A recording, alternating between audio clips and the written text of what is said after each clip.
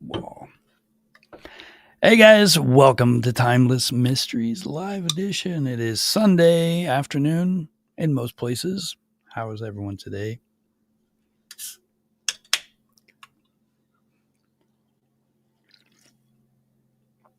So, I don't know if you guys can see the description, but I was trying to go through this 2-hour video. Well,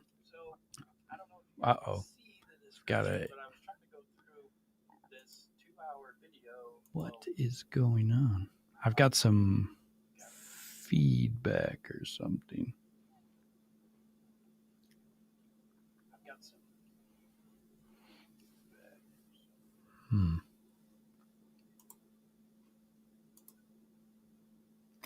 I found it.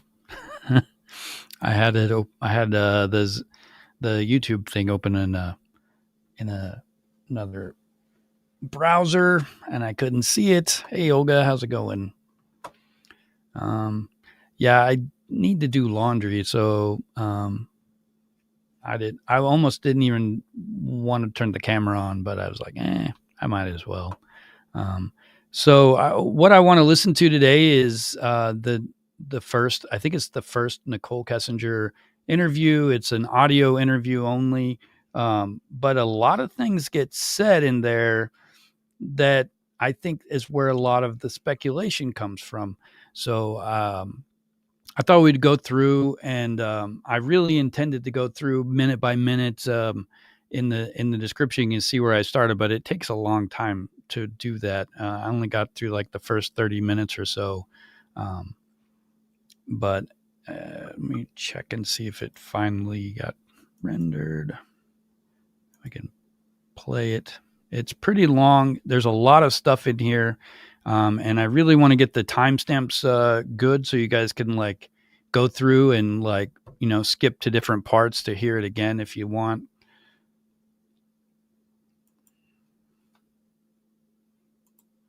And I did just like cut up one of my other videos and kind of just to give you guys something to look at while you're listening, but it's really just an audio only clip.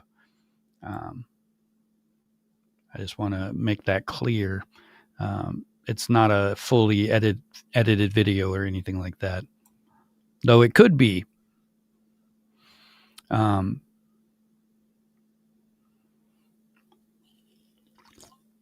Audio.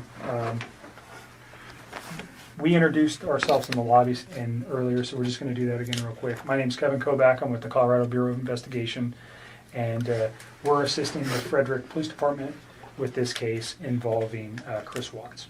And this is Tim Martinez, also an agent at CBI. Sir, if you just introduce yourself. Duane Kessinger. I'm Nicole's father. Duane, what's your birthday? November 3rd, 1958. And home address. So Nichol Kessinger's dad is kind of acting like an attorney throughout this thing. I think it's a little bit odd. I mean, I know everyone talks about it. Why was he there? But he's like, hey, you're leading the thing. He's trying to think of the lawyer terms. And I don't know. He doesn't really make a argument even, but I don't know. It's strange. I'm sure the real reason that it happened that way is probably because Nichol Kessinger's dad was trying to get ahead of it, but she doesn't seem like she wanted to. So maybe he was there to make her go. We don't know. I know a lot of people don't think of it that way. They would rather speculate that he was there to persuade them to let her go somehow. But Address for you, sir? 8801 West 65th Avenue. What city? And that's Arvada, 8004. And a cell phone or a home phone or where? 720-982-4547. Thank you. And Nicole, can you just introduce yourself for the recording? Nichol Kessinger. Do you need all the other stuff? Yes, please. I live at 12255 Claude Court. yeah, I totally agree. She wasn't necessarily a suspect. And if you listen to this in detail, you can kind of see how they're treating her like she's actually not a suspect, Claude Court. but they're getting specific information. from her Do you know your zip code? that either corroborates what has already been discovered or, proves that Chris is a liar. Hey, Maria, I'm glad you're here. I know I got several of you guys here. I haven't seen everyone pop in the chat. If you haven't subscribed yet, please subscribe to my channel. Make sure you're hitting the like button. This is going to be a pretty fun episode. We're going to be talking about, as I said, Nichol Kessinger. I don't know why. I've got a clip of Jodi Arias in this. I was just cutting out some of my old videos to kind of give you guys something to look at. Unless you'd rather just look at me, then we can just listen to the audio. But I was trying to give you guys something cool to look at because it is quite a lengthy audio clip. But if you listen to everything that's said, the detective, he actually says, there's a lot of information that I can't tell you. I just won't tell you stuff that we know about the case that we're not going to tell you that we know. But if I ask you a question and it doesn't make sense to you, just answer it as best as you can. It's probably going to help us do one of these different things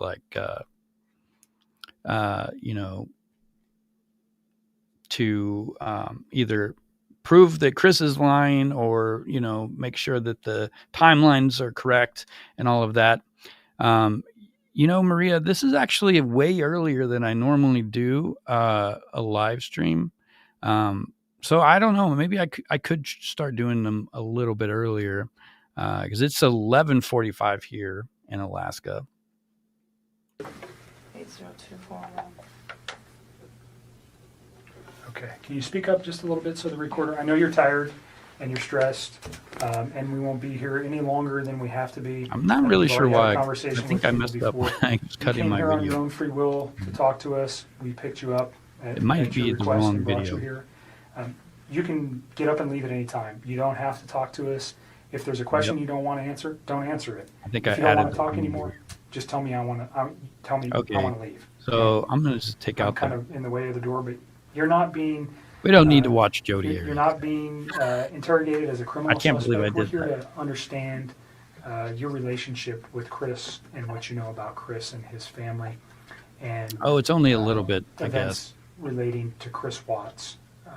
And do you know him as Chris or Christopher? Either one. Okay. So the phone number that you reached him on, can you tell me what that number was? See, I think I deleted that out of my phone too. I just cut him out of my life. It's a 910 number. You guys have it. Well, we gave it to Mark yesterday. Yeah, So I probably he'll have have it, but it. just in case. I don't have it If I anymore. recited it to you, would you know it? I think she the sounds first three really numbers. defensive. She's like, But Why you know do it I- as a 910 Why number? do I- Yes, that's what I do know. I mean, that's what I've got. North Carolina or something. That's North what it Carolina. is. Okay. So let's just start with a timeline of your getting to know Chris, how you guys met, where you met, all those things. And let's just run. And I'm not going to ask you specific questions unless I think it's necessary. I'll let you just tell me your story. I think it's a little bit easier that way. So I just want to know how you met him, where you met him, how long you guys were dating, and those kind of things. see, I think this is where she first starts kind of stretching the truth. She says, well, we'll get to it a little bit later. She actually says, I only knew him for 6 weeks. And then she's like, no, actually, I knew him a lot longer. I think I met him sometime in June, probably early June. It might have been May. It was just talking at work. It was pretty casual. And he didn't have a wedding ring on his finger. And every time I talked to him, he didn't tell me that he was in a relationship. He didn't even mention his kids right away either. And then one day he told me that he had 2 kids. I was like, that's pretty cool. And started telling me about his kids. That sounded like a sarcastic comment. No, I thought it was kind of cute. I was like, oh, he's a dad. It was right around Father's Day too. So whenever that is in June. Okay. Yeah. See, I don't know. Like when she starts talking about Chris, every once in a while, her voice comes out like that, where she sounds like she's totally infatuated and in love with the man. And then other times she's very defensive. And I imagine part of that is natural. If she didn't have anything to do with it, it would be just like natural kind of human behavior, I think, to have that, you kind of keep fluctuating between the, what happened and what you thought the guy was like before whatever happened. So I'm not good with holidays. he told me he had kids, and then it was Father's Day shortly after Okay. that. So that's what I do now. And I was like, I thought it was cute. And then he's telling me about him. He's pretty excited about him. And then he mentioned that he did have a significant other. And then he told me that those two were in the process of a separation. Did he mention the children's name or his significant other's name? I didn't know his significant other's name for a while. And then I think that's he a told lie. me his kids' names pretty quick, but to be honest with you, on an exact date of when that happened, I don't know. So in May and June, first of all, where do you work? I think I work at Nichol Anadarko Kessinger Regional knew who Corporation. Shanann I'm was contracted to Anadarko way Regional ahead of time. Corporation Okay, and you work out of an office setting where? in Platteville, Colorado. Okay. And Chris also works out of that location, per Yes, se. yes. He's in the field, but he comes into the office with his team. So you work, what is your job responsibility? I do health. Kind of want to skip safe, over some of this. and environment. Okay, so you work in the office and you take care of health safety for, Anadarko is an oil and gas. I am going to skip through some of All this. in there every day. Some days, some of them are in there. Some days, other ones are in there. But in the mornings, typically from like 6:15 to probably 7, somewhere around there. And is that where you met Chris? Yes. Okay. So can you just See, take is us that through kind a of little lie? bit of a- She says she met Chris at work for the first time right there, but I think she met him before. the early part of how he courted you or you courted him? I don't know which one happened. How you guys got to know each other? I guess we just started talking. He actually, so part of my job is to manage the gas monitors that we have. So Anadarko requires all of their field personnel to carry like gas monitor sensors for toxic gases, and it's my job to control the inventory, any issues, anything like that. She sounds like she we were has having some the pretty serious really, equipment issues. boring and we job. had numerous amounts of people coming in my office one day, and he happened to be one of them. And I'd seen him before, like they meet in the lunchroom, and that's where I go put my lunch in the fridge. So I'd seen him, but I didn't ever like talk to him. So that day we just started talking, and then every time I saw him in the hallway after that, and it was always hit or miss, like it wasn't an everyday thing, it was just when I saw him, we just started talking, and we just kind of had a lot in common and just hit it off, so we'd always have, pretty good conversations, and then... See, this part about a lot in common, I don't think they had anything really in common other than they were working out together at the time. Because everything she says after this is kind of like, we were on the same kind of diet. We were working out the same way, but he liked this and I liked that. And I don't know. She kind of contradicts herself. He told me that he had kids and started talking about his kids and then mentioned, yes, that I have a wife, but we're getting separated. I said, okay. And then When do you think that was? when he said all that, So specifically when he told you he was getting separated from his wife, was that within the first couple of weeks that you knew him, or was that later on? You said you met him around May or June. yeah, it was still in June. Okay. It would have been before Father's Day. So had you guys ever gone out on any kind of No. date at that time? You just No, were no. conversing at work? Yeah, that's all it was. And then, Yeah, I think it was just a physical we started attraction hanging out. that We hung drawed out. We them went together. We But went to a park. uh, Hung out at a park. Let's go back real quick. So why did he tell you that he was getting a divorce? Did he ask you out at that time? No, he didn't. I think he was probably interested in me. And so he talked to me a couple times via his work phone, and I was like, no. Like, it was still very, like, friendly conversation. But then when I realized... see, when I was going through this, also, they talk about the work phone and Chris's phone off and on, and they were texting each other on both. And I don't know that anybody's ever pulled any of the texts off of his work phone and posted it anywhere, because I don't think I've seen those. But I'm just curious if anyone has seen them, if they had any like different kind of information in those texts, if they were, more probably PC or something. But she does say specifically whenever she switched from texting on the work phone to Chris's phone in this interview. It's like, this man is interested in me. I'm interested in him. This is personal. So we got away from the Anadarko thing because I really don't want those guys affiliated with any of this. And So you have a work phone that's specifically... No, I have one phone that I do both on. He has two phones. Okay, so he had your phone, the 72065. Well, That's it. she probably had a work phone, but she was working with her regular phone, it sounds like, just from what she says. Olga said that some used to say she had a work phone, but I doubt it. And I think she actually did kind of hint at that she had a work phone. She just chose to use her own phone. The only number that I roll with all the time. Okay. So he has two phones. All right. One of those owned by Anadarko Yes, and one sir. personal. Yes, sir. Do you know what his Anadarko phone number was? It's been so long, and I'm sure I could look it up, but I tried to look it up for those guys yesterday, and I couldn't find it. Okay. We can find it. That's okay. Just wondering if you knew it. But at that point, we just took it to his phone because I just felt it was better that way. And we just continued to talk, and then Let me go back to the park. Where was the park? it's down the street from my house. And she also says in this interview that there is no other apps that they use to text. And that was in the June timeframe. And I don't think that Yeah, is true the also. beginning I of imagine July. they had It a was, Teams right around my birthday. chat probably for their work. Sometime at the very end of June or the beginning of July. Okay. And I know And that's people the talk first about meeting you had outside WhatsApp of and work. stuff like that also, but I'm sure Facebook was used. Basic conversation for a first date? I mean, we kept it pretty simple, I guess, I don't even remember everything we talked about. We Sure. were there for a few hours.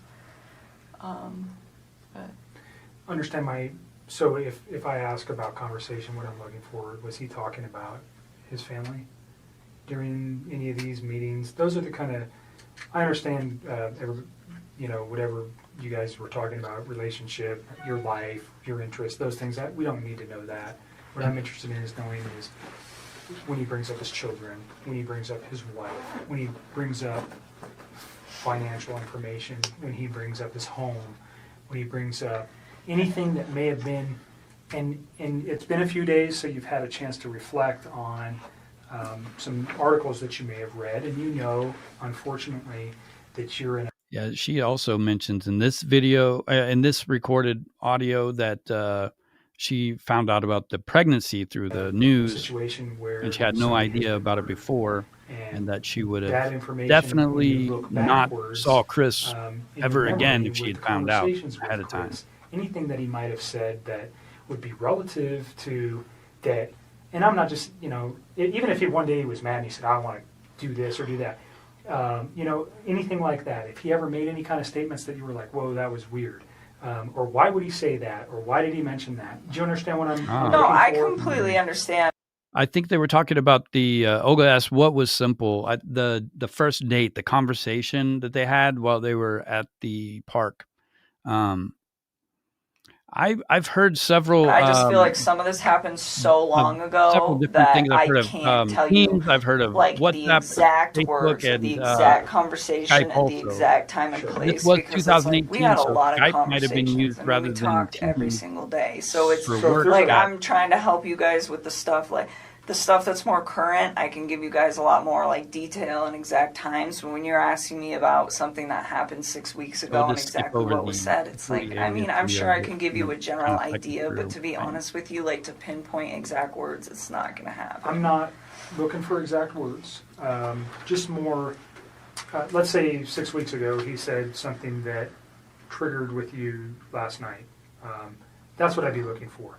Or something 4 weeks ago. See, what I And think if you he's don't remember actually where it looking for was here or is the specific words, that doesn't matter. Just he said something that was off. I talk about it a lot in a lot of the videos I do whenever a crime happens, and then that cognitive dissonance that, you start reflecting on the past and everything starts like changing in your brain and it finally makes sense. That's totally what he's looking for, is those weird thoughts that didn't occur to you at the time, but after you find out that he may have killed his family, that those conversations are going to change, and The wall, or he said this or he said that has caused you a moment to pause and you go, wow, I wonder why he said that, now knowing what you know today. Do you understand where I'm going with that? I completely understand. And to be honest with you, I mean, there were several discussions that we had about his current relationship and where it had gone and what it had caused. And he talked about his kids from time to time, but the thing is he was never hostile. It was never anything. She gets really defensive when she talks about Chris this way. His wife and the fact that was they were he an angry separating, person? it was never did you ever have an argument? Those kinds of things. It was still very kind. It was just like, this is you not can working. hear it in her voice. It would explain why, but it wasn't anything defensive, out of the ordinary, or anything that I think would scare me. And to this day, even after everything that I found out, I still look back at that and I don't see any red lights with chat. The way that he spoke of his family. Can you just describe his overall demeanor over the 8, 10, 12 weeks that you guys knew each other? It wasn't that long. It was like... See, he keeps putting out the timeline. I guess we knew each other. And she's like, no. You met him in the office. Time. Just his overall persona. Was he aggressive? Was he mellow? Was he calm? Was he outspoken? Who was Chris? I think he's an introvert. I would consider him to be like a pretty... I don't want to say he's a very reserved individual. I think he's probably more reserved around other people. I think he emphasized to me that one of the reasons that he really enjoyed talking to me is because if he felt like he could get out of his shell. He said around most people he just like didn't really feel the need to like talk and converse, and it wasn't just in his home life, just in general. It wasn't something where he's an introvert. And he said with me, it made him feel like he could really just start talking about things that excited him, and I think a lot of that had to do with the fact that we had things in common. So with me, I think he was a little bit more outgoing, but even then, I would still consider him to be an introvert. I mean, not on the extreme end. If an introvert went to like 1 to 10, I'd put him at like a 4 or 5. So on the lighter side of introversion. Pretty even-keeled. Yes, like really relaxed, like all the time. He was never really like worked up about anything. Just mellow, chilled, easygoing guy. Very much. Okay. And he was that way with you. Did he ever have any kind of? Did you guys ever have arguments? I mean, no. Pretty short relationship. No arguments during that time. No. Did he ever lose his temper at any time? Never. You guys never had a yelling match? No. So you never saw him upset or mad? No. And there was a couple times that we had some disagreements on things that as we like further progress into this story, but it was never, like, I am very calm when I talk to people. It's like extremely rational when I handle situations that there's a disagreement in, and he always was the exact same way. Like, always. Like, I never stressed anything. I think one thing that actually kind of drew me to him was the fact that he was, like, very open with communicating with me if there were any, like, differences on how we saw things or just, like, open-minded about things. It was actually, I personally thought it was kind of unique because usually most of the men that I've ever met are typically very closed off, and I didn't get that from him at all. But it was always, like, kind. Very kind. So... Well, I think he was lying to her the whole time. That's why she was aggressive, perceived him to or be that way. Lost his mind and yelled and said crazy stuff or anything like that. Okay. No. So can we just kind of go back to your relationship? You say you guys had a lot in common. What was that? Oh, I mean, like, we were both really into fitness. I think that's important. It's a lifestyle. Both of us ate pretty healthy, so I think that was important as well. He's like a total gearhead. He likes cars a lot, and I don't know nearly as much about them, but it's always been something that I've been pretty interested in, so we definitely talk about stuff like that. So what she really just And said was I guess that she liked the stuff that he liked because he liked it.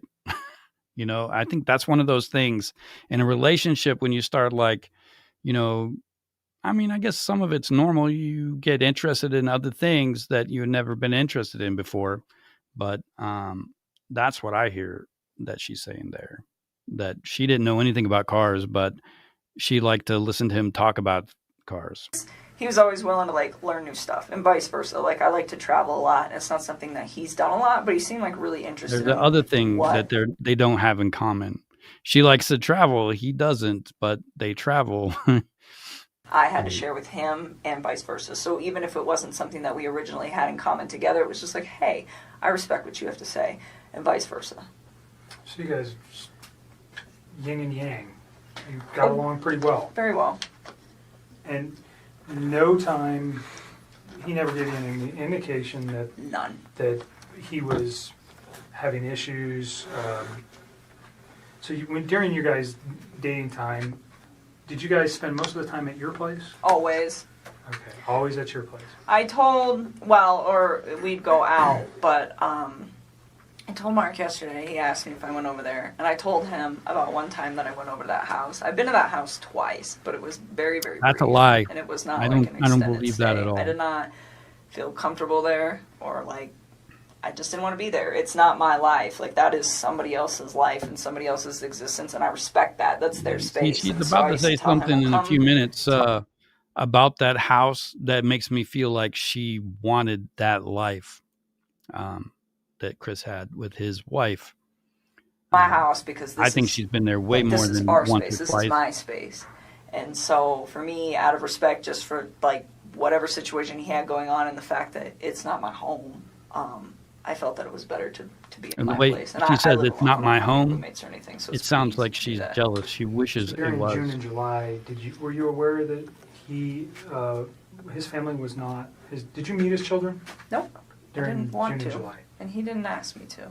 Okay. I mean, and not that I didn't want to ever. It was just not now. It's like you're not That sounds like she finalized didn't with really your like the kid. separation, and me. not only that, we've barely been dating. Like, you can't introduce kids to somebody new in a situation like that. That's something that takes time. I mean, would I have liked to have met them? Of course. That sounds like a that would have lot. been a great honor for me to have somebody introduce their children into my life, but not then. It was something that it was like, okay, well, let's see where we're at in 6 months. Let's see where we're at in a year. And if we're still doing this and you and me are still, happy with where we're at and you think that this is something that is going to be long-term and is worth bringing your children into the picture, then yes, I would love to meet them. But it's like, not right now. You are still in this situation where you're not even completely out of it. And I'm getting in it, and that's not fair for them. And that was kind of the policy that I had with him, it was just like, yes, I think but the not choice yet. of So words did he that ask she's to using in introduce this children? conversation Not is at that time. sounds I think weird both to me. him and I were on the same page of Who has a eventually, policy if in their things personal went relationships? You as know? they should in a I understand your guys' relationship. relationship is very new and young. Yeah. So, although it was short, just laying everything out helps us understand what actually was going on with him. And Yep. I might ask you a question and you're going, why the heck would he ask me that? Probably because I have information that I'm not willing to share with you, and I'll tell you that right now. This is the I'm part not of going it. to tell you. Some questions I'm going to ask you, what the heck? I won't share some information with you. Just, it protects you and it protects our investigation. So if it seems weird, there's a reason I'm asking it, That's and fine. it's usually relative to what I know. So don't take offense to it. Again, it's just part of what we need to know. Understood. See, I think that is, I don't know if that's a tactic that they use to get people to bring down their walls and like give out more information than they would have normally, or if he's genuinely telling her, hey, all these questions are gonna sound weird, but we know stuff that you don't know. I don't know, like maybe it's some sort of tactic. But I think it gives her a heads up and allows her to change her answers based off of that new information that he just gave her. So you went to his house on 2 occasions. Yes. Was that recent? note. That was like pretty early into it, and I did not like it and did not want to go back. Do you recall where the house was? Yeah, it's like right off the highway in Frederick. Okay. I don't believe this part You know the either. streets. I She knew mean, I'm exactly sure where I the could house was. figure it out again if I like really had to. Like off the top of my head, no. Do you know the street name? Like, this No. sounds weird I to would me. have to like drive around. I would have to drive around and look for it. You know, I think in 2018 we still had Google Maps, right? This was like after the MapQuest and crap, where we actually had active GPSs on our phones. So, I mean, it would make more sense if she would have said, well, I would have just, you know, plugged it into my phone or something. Or, you know, she knew it was off the highway. She didn't remember the name of the street, which I don't believe at all. I think, you know, you're going to remember what street your friend lives on, even if it's not a romantic friend. If you go to their house at least once, you got to know the name of the street. I think she's actively making things up at this point. In there to get there. Okay. Did it look like anybody else lived at that house at that Oh, time? definitely. Oh, ways. I remember that The Is one. that what whole freaked you out? I mean, he told me that he was living in the basement, and he said, we're separated, but we're not divorced, ACE, and thanks for we're going to get ready to jumping sell the in. house. And that was the impression that I was under. And I was under the impression that they were taking everything pretty slow with this, with, like, getting ready to sell the house. I mean, those are big things. So that's what I was informed. And, I mean, if you think about it, this whole thing happened in a 6-week stretch. Like, that's not really that much of a time frame. So in that sense, like, it's believable to me. Yes, I went to the house, and the first time I was there, I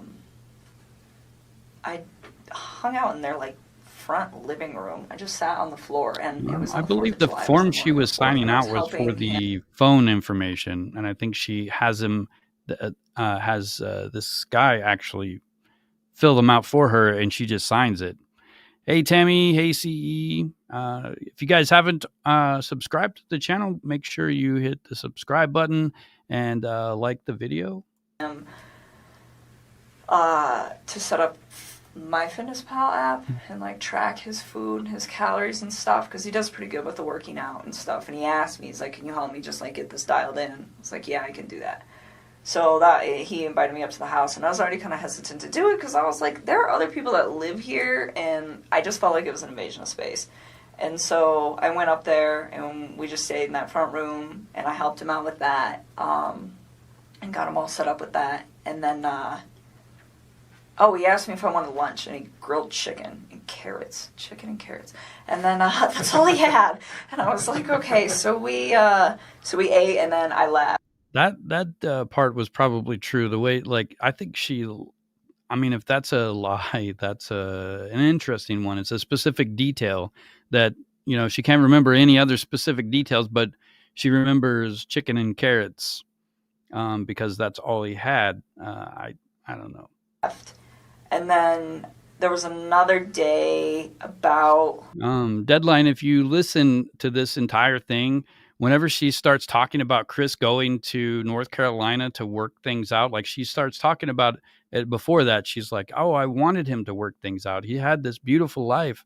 And when she starts talking about him going to North Carolina, she sounds like she was worried, like her voice changes. She gets quieter. It sounds a little more withdrawn. And, you know, we can't see her when she does say that stuff, but you can hear it.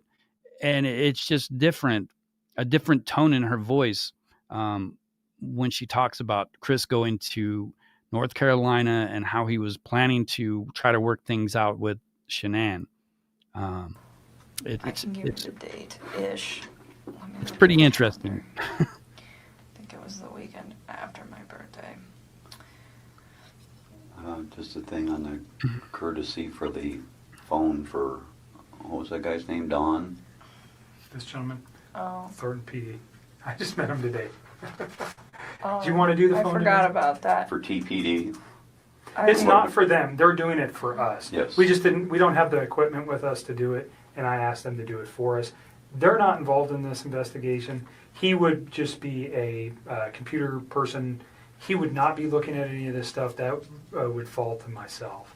So Keep that in mind. Yeah, He's not deadline. I'd involved in have this to see those investigation. Publicly, he documents has to nothing to believe do it. with this, Anything that other than letting us use their I facility, hear about that helping us exists, put some but you can't electronic see it, down. I don't He's believe it not going to look at your phone necessarily. right I now. don't doubt it, He's going to put it on a disc but and I then give it also to me. can't fully believe it either. I don't know. What do you think? I really want to help you guys. I It's up do. to I you. feel like I'm. This whole thing is just gonna be crazy, regardless of whether I give you my phone or not. I mean, that's kind of how I look at it. Like, it's happening. It's gonna happen. Well, gonna the be text crazy reiterate no what you've matter been saying what. all along, so it's not like. Well, they do. That's the other thing too. I mean, that's kind of a good backup. Yeah, I'll give I it think to him. you hit the nail right on the head. There's reasons why we want everything. It validates things that we know.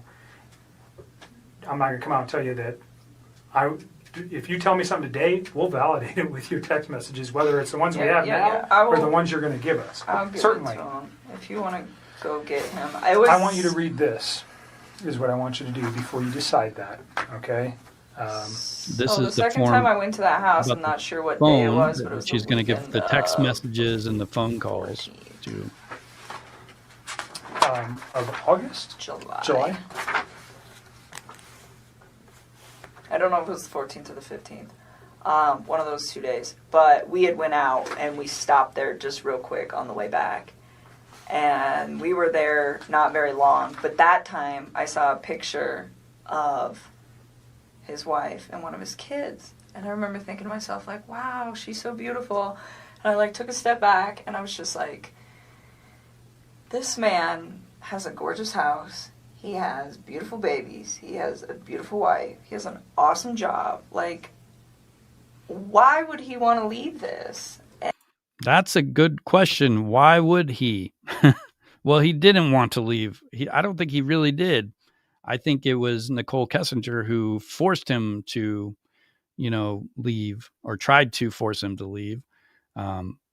But this is where you can kind of hear the jealousy in her voice also, because the way she describes this perfect house, this perfect life, this perfect family, all of these perfect things. And then, why would he want to leave? And, it kind of shows that she doubts herself. And maybe she even doubts the fact that it's a real relationship and not just an affair. Even though she doesn't admit that, she barely calls Shanann anything other than a significant other. I think one time she says wife in this whole 2 hours. And I remember talking to him about it, and that was the first time that I tried to actually say, what do you think about not separating from your wife? Like, what if you really try to work on this? And he had expressed to me that we've tried to work on this and it's not working, so that is why we're separating. And I spent some time, like, just, kind of, because it almost made me feel bad, where I was, like, to the point where I'm engaging in a relationship with a man who, the way he described it, is in a contractual agreement, but was not in, like, an emotional relationship with somebody. See, I think it's weird how she describes relationships with policies and contractual agreements. But you guys, I have a video where I actually talked to a DA, not from Colorado, but a different DA, and they said that they can do interviews like this, and then actually go in and, like, cut out parts of it where they actually admit things, so it isn't public record, and that in this particular case, I was told that it was very likely that she had gotten some kind of protection. Based off of something she said that may or may not be actually in any of the public record, and they would leave it out of the public record intentionally. And that it's possible, and just hearing a prosecutor say it's possible for me was like, oh, she definitely knew something.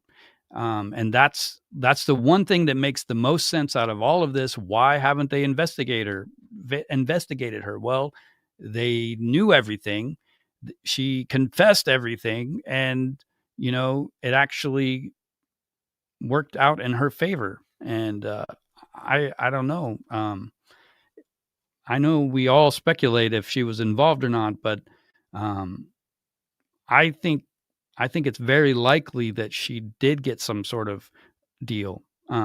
but it can't be confirmed, like, unless we can see actual signatures from actual documents that are, hidden, you know, I mean, it's just speculation, until we can see all that stuff. Or maybe, DA Rourke comes out and says, well, she did tell us everything we needed to know, so we let her go. And then we could, stop talking about, well, was she involved? Did she know? We would know some of it. But it seems weird when you listen to this and she's not investigated, unless you think about it as she got away with it because they knew everything. She gave them real information and, made a deal. And for me, the way I would have preferred to do this is to have waited till that contractual agreement was also done, and he was done. And he could have approached me and said, I'm just had a divorce, maybe we could take this slow. What do you think? But instead it was, oh, we're separated and we're working on a divorce. And that is the part that I feel bad about, because I should have waited on that and I didn't. And, I was just like, well, they're already there. So, but then being in a house, I was just like, why? Fix this. Find a way to fix this. Make it work, and I was like trying to push him to do it, and he seemed pretty reluctant to do it. He didn't want to. And I don't know, we were still seeing each other fairly frequently, but I kind of like back. Deadline, the one thing that I think about the most is, why do they need to hide it at this point? Why does it have to be hidden? What is it doing? Is it protecting somebody? Because it doesn't make sense that they would hide it if it's, affecting a person's life. If she was helpful and she did know things and she did help them solve the case or whatever, I think that would be good public information to share about Nichol Kessinger. It would take some of the, the suspicion off of her if they could present it as, she did this and she was very helpful and this is what she helped us with. But they don't do that. It's all speculation, and it's all, secret documents that nobody can prove exist or not. Away, so we weren't hanging out quite as much. Hey, and Victoria, we were so close, but it was just I really wanted him to try. I wanted to know that he tried and it didn't work. And then I don't believe she wanted him to leave his wife at all, to stay with his wife or try to stay with his wife at all. She wanted him to leave. They both kind of tried, and she wanted him to leave got himself immediately. Into a situation with somebody else, and I don't know. I just thought he had a beautiful life going on, and he could have made it work. That was the way I looked at it from the outside. So, is this something you reflected on since this event, or was this? No, I was doing it then. You said this doesn't look right. He's kind of. Well, Deadline, they might not care what the public thinks, but I'm sure NK cares. I mean, we saw her in that, funeral image. She doesn't look like she's still, eating healthy and working out. That screams to me like depression. I don't know. I think it would help her out. It might not fix everything, but it would definitely help her out if they can clear her publicly somehow. I don't want to be responsible for breaking up a marriage, especially with 2 children. Is that kind of the gist I'm getting here? I didn't think it didn't look right. I mean, I think he was legitimately sleeping in the basement, and I didn't think that these two were. I mean, I think it was like, hey, we're both stuck in this house for now. We got to sell this. In the meantime, you live here, I live here. We sleep in different rooms, take care of the kids. That's just kind of how I took that. And yeah, I'm aware. I think in the February 2019 interview with Chris, he mentions that she had mood swings also.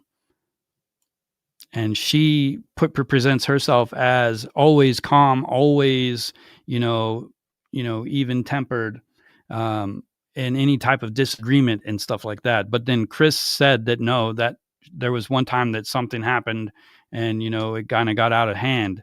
So, I mean, there's a lot of things in this conversation that I don't believe. Not that I can believe Chris, even if Chris says it. I mean, it doesn't make it true. No, I didn't think it didn't look right. I just thought it just seemed like he had so much going Hey, on. Tammy, I hope and when it a was new just DA beautiful comes, that I was like, why don't things you will just change. try this out, you know, and see if you can fix it. And he'd always be like, well, what about us? What about us? I'm like, don't worry about us. Like, that is more important. Like, try to see if you can, like, salvage whatever it is that you have going on with your wife. And you know, I always got the impression that he was a great father to his kids, like, always. And so, you know, and I was like, and be the dad that you want to be. I was like, and see if you can make it work. And he just, like, we kind of talked about it off and on for, like, a few weeks. And I was just kind of like, I don't know. Like, I think I was kind of, like, cold feeting about it after I went over his house. And so this was, like, pretty early on. And then he told me that, he went to North Carolina. See how her voice changes like, here? I'm going to talk to her when I'm in North Carolina. And She is not happy when she talks about this. To, like, try to, like, rekindle the flame. Okay, so try to salvage his relationship. I think this trip Yes, and then if he decided go to North Carolina. She was angry about it, like and I think it carried over whenever he came back. Okay. So, I mean, this was like a couple weeks that I was just kind of like trying to push him to do that. Let's pause at North Carolina, and we'll come back to that real quick. I want you to read this. If you don't understand what it means, then ask me the question. But basically what it says is you have the right not to let me look at your phone. I'm asking to look at your phone for the purposes we previously discussed, for the text messages and your phone log, and unfortunately the photos that are attached therein too. That information is only relative to this investigation. I'm not looking at anything else except for the conversations between you and Chris Watts, and the phone data between you and Chris Watts for phone calls, for times and dates for those phone calls. And then the content of the text messages that are there. And we'll write that specifically down here. Understand that. I don't want anybody to get some of those texts. Like, they have nothing to do with this case, and they're just like... Between you and Chris? Yes, they're just... So just tell me what you're... They're just kind of raunchy. Okay, like, I don't need anybody... Everybody's an adult. That posted, like, we're not gonna somewhere... Post it. I don't want the newspapers to get that. That's all I want. The only ones that we would be looking for, again, is the same kind of questions we're getting to here, is things about his children, things about his wife, the questioning of, did he ever, has he ever said something to you that might indicate, maybe not then, but now, that there was something like this in his mind. Or you know what we're looking for. I don't need to come out and tell you that. I understand the embarrassment of particular photos or potential sexual types of conversations you may have had with Chris. It's not relative to the investigation. We don't care. Okay? You're an adult. I'm an adult. Everybody in this room is, even your dad. And I give it to you for saying that stuff in front of your dad, because I'm not sure many women could do that. I think that is a very good point right there. Why is your dad here? We're talking about some really, personal stuff, and you've got your father here with you.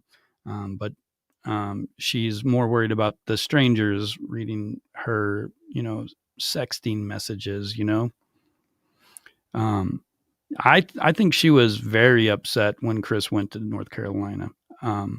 And I can't say for sure, but the way she talks about it, I just get that feeling, and you can kind of hear it in her voice. And if you listen to some of the other interviews as well, and what Chris says, and if you kind of read between the lines, you can kind of, guess at what probably was actually happening, because, she's painting the picture of this perfect, beginning of a relationship. Things were going good. Everything was great. Everyone liked everything that everyone was doing. And I don't believe it. So that's not what we're after. We're after the information that corroborates things that you've told us, and also that corroborates or may tend to prove that things that Chris told us were a lie. You understand that? Mm-hmm. And that's maybe going a little bit far. I usually won't tell people that, but because of your reservations, that's what I'm looking for. If I can disprove something he's told me by a phone record, phone records don't lie. People do. Okay? So if I can disprove something that may be important, that's what I need it for. I'm not saying I can. Has it happened before? Absolutely. Is it critical in cases that I've worked in the past? I think Yes. she was So kind of that's why stalking I them want it. also, especially Okay. whenever they Again, went you don't have to give North it to me. Carolina. You can tell me I don't want you to I have think it. she was Go get a very warrant. I'm not even going to tell you if I'd go get a warrant, try to get a warrant right now. I'm just asking for you to consent. And again, we can write right here what you're willing to give me, which is the text messages and the phone log. And unfortunately, again, the attachments on some of those text messages. And I'll write it on there, and then you'll just sign it. Okay? Do you understand the questions there? Do you have questions about any of the things I that mean, it I says? think You a understand lot you of don't have to do this, killers you're doing it always of your think own they're going to free get will. away with it. They think they can, they're smarter than everyone else, but they're not. I mean, some of the killers out there they actually get away with it for 30 or 40, 50 years sometimes. And, but I think as time moves forward, detectives are getting better at their jobs. The agencies are communicating better.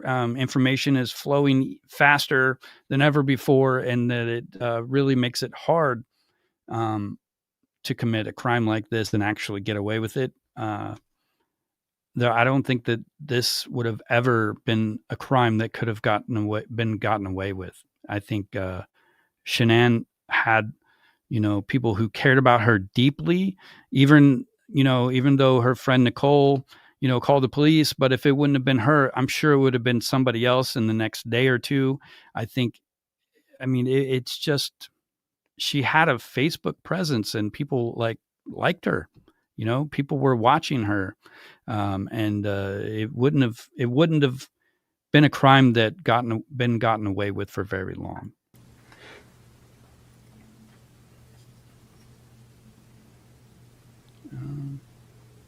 And I know you're tired, so if you want to let your dad read it too, He will.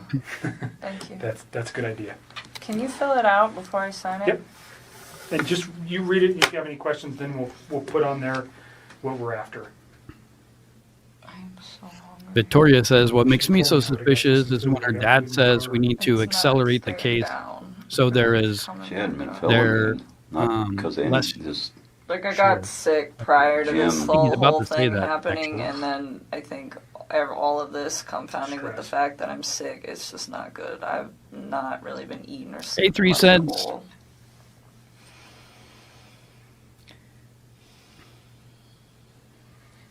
yeah.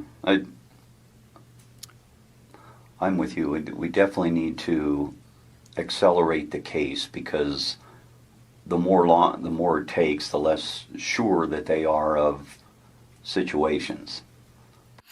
See, I thought this was worded weird when he says this. Like, it's not really clear to me what he's talking about.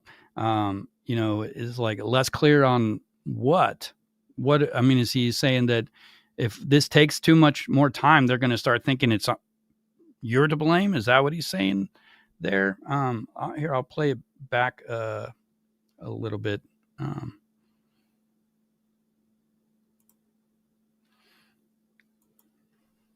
Eating or sleeping much at all.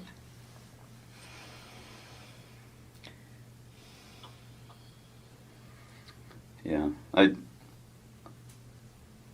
I'm with you. We definitely need to accelerate the case because the more it takes, the less sure that they are of situations. But on the other end, I think if you do just that only, You tell me what you're willing to provide to me, and we'll is write that it good on. enough? I just want our text conversation and then I guess our phone call records. So I'm going to put. So the time and date of the phone call records and then our text message. Could we Get photos of him? Huh? Could we get photos of him? Off of Would you that? mind if we got his photos that he sent to you? Oh, well, they'll be in that text message thing. So all his photos were sent. Well, There was if- no apps or anything else used No, that you would no. have. See, this is where she says there was no other apps. But if their plan was to move this faster, to get this pressed out and processed quicker to save Nichol Kessinger, it didn't work because everyone's still suspicious of her. But she specifically says there was no other apps that they used to talk together. But she had also said that she was using another phone initially at the beginning with Chris. Chris was using another phone, or I don't think she admitted that she had a work phone. But hey, Maribel. So I'm just looking at some of the comments here. So 3 Cents says, so NK was right when she said she was afraid of the pictures being leaked to the press, because they did leak and they did, come out. And I mean, those are pretty, I mean, I wouldn't want those kind of pictures of me out there. I don't think anyone would. But I think what I've seen anyway is not so bad. I think as the way it made her look suspicious that she didn't want to give them her phone records. It was all just text messages? Yeah. Okay. So it'd be an attachment to a text that he sent you? Pretty much. But everything is in the text and the phone call records. So, like all of it. Because we don't have it on tape, we discussed prior to turning the tape on that's what Tuesday, I want to know, what they which talked would have about. been the 14th of August. We talked about it before the tape was turned on. What did they talk about? What do you guys think?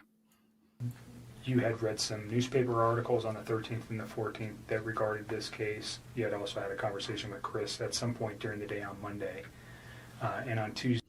This is where they're talking about how Nichol Kessinger didn't know that Shanann was pregnant until she saw it on the news. Because of what you found, specifically what you said was, and don't let me put words in your mouth, but you found out that his wife was pregnant. Yes. And you did not know that prior? No. And you found that out via the newspaper articles, and that caused you concern?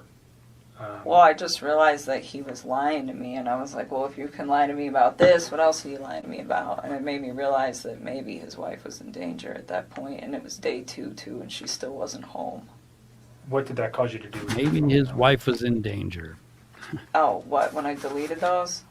I was just kind of grossed out by him, to be honest with you. I was just like, I don't know what's going on.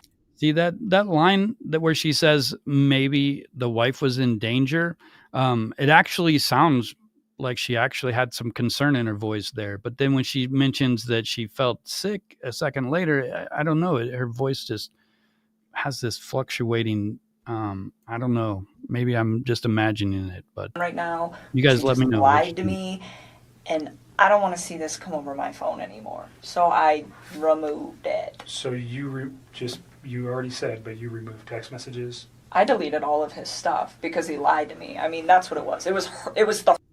I don't think that's why. I think she was scared of what they were going to find. Hurt that made me delete it. And then it was the lie that made me start questioning everything else he'd been telling me for the last few days. Because she sounds angry when she's talking about this. And it could be that she actually was angry enough to have a big, massive argument with him. Tammy says, what if she told Chris that she was going to tell Shanann about them? Well, I've speculated that myself. I think it's very likely that, the person who is in the affair, who's outside of the marriage, is going to get angry when the person doesn't want to leave the marriage. And things come out like, well, I'm going to tell them, I'm going to, show up at your house. I'm going to expose everything, that's the kind of emotional things that happen in an affair. Is it right no, but is it natural? I think it is kind of natural. I think most people can do it without, a lot of violence, especially lethal violence. But I think it happens a lot. I mean, just look at, the Jerry Springer show. Like, that's all they talked about was affairs. And that got more views than any other talk show ever. And that's when you decided to come forward? Yes. Okay. So just for context, yes. When people delete stuff off phones, usually we go, No. It wasn't malicious at all. It wasn't malicious at all. He he lied to me. It just hurt. Like, I had never felt like he'd ever lied to me before. And it was a big lie. I mean, Right. telling somebody that you're in the midst of a divorce and then you... She was angry. What she's saying right now, she's trying to make herself look good. have a wife that has a 15-week-old baby on the way is a huge, huge thing. And I was very taken back, and it was hurt. And so at that point, I like deleted it. I had a few more quick things to say to him, and then I just A few quick things got is rid of probably him. a That's lot of literally what I did. I just cut him out of my life. It would have honestly been like a bad breakup kind of thing. Like, if none of this other stuff would have happened, that's what it would have been. That would have been the end of it. The information was not destroyed because there was anything in there that would be harmful to you or potentially everybody Chris talks at about this the phone point, ping. but harmful to you in particular. That's not what you did. No. And as far as the phone ping goes, I think I'm the only person that's ever said that the phone ping can ping on a tower because it's already pinged off the tower. It doesn't necessarily mean that she was physically there. It's just maybe she turned on her phone and it immediately pinged there. But I do know a lot of people talk about it, and it is suspicious. But I believe that it can be proven that a phone doesn't always ping perfectly where you are. You did it out of, excuse my language, this guy's an asshole, so I'm getting rid of him, and I'm getting this stuff off my phone. That was like me kicking him out of my life. Okay. And then, like I said, and then realizing that he lied, that was when I was like, okay, maybe his family is in danger and they're not coming back and they're not staying with a friend. Yeah, when did I go over there? Tuesday morning? Wednesday morning. Wednesday, I yeah. called you Wednesday morning. That's when we started discussing you guys need to get everything that I just... You can understand the importance of, Oh, no question. We were... like I said, people. Did Duane just say he was there too? Like he was at the Watts' house? See, what are you talking about when he said she wasn't supposed meant to be there? Live phone records don't. I think I missed that one. And they really help specifically establish dates and times. Mm-hmm. I think we have a very good grip on that in this case already, but there may be a time when we go, we need to know something else, and then we would have it. We don't want to lose it, and that's really what it is for us, is if we lose information that later on we go, man, I wish we would have got that. And we may never even use these. We may never even look at them. But if I don't know that they did look at all of them, to be honest. I don't think they had to, so they didn't. we have it now, then we don't worry about losing it. So I appreciate you being cooperative and giving it to us. Yeah. So the first thing I wrote was text messages between Chris Watts and attachments. Okay, so because we're talking about the photographs, unfortunately, that cause you much disdain. And then I am going to put. Yeah, I think that I've always suspected that Bella walked in after the mother was killed, and I think that's how it kind of played out. But I don't know if the children were still alive when they went out to the oil field or not. It makes more sense that they weren't, just because of the 45-minute trip there. It seems like a lot of time could have passed, and maybe Chris could have calmed down and, not taken it so far, it stopped after one instead of adding two more.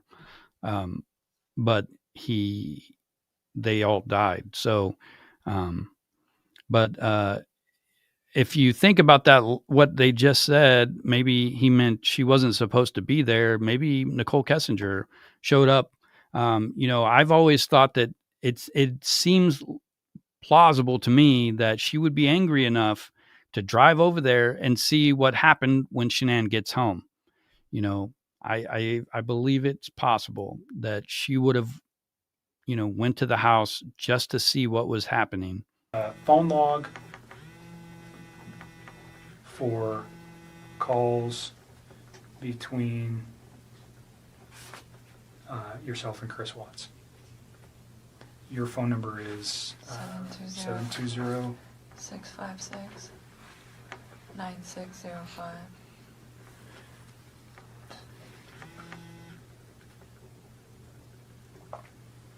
And this right now is located we're at the Thornton Police Department. It's going to be moved to so this is kind of, doesn't make sense, but we're here. It's going to be moved to the Colorado Bureau of Investigation. He's going to download it here, but I'm going to take it with me, just so you know. It's not staying here. Okay. They're not going to retain any of this. This comes with me. Okay. Okay? Is there anything else you want on there? I think that's about. That's it. I mean, I don't have social media. I don't really have anything else you guys can poll. Okay. Is there anything else you know of that could help us with this that is not on this sheet?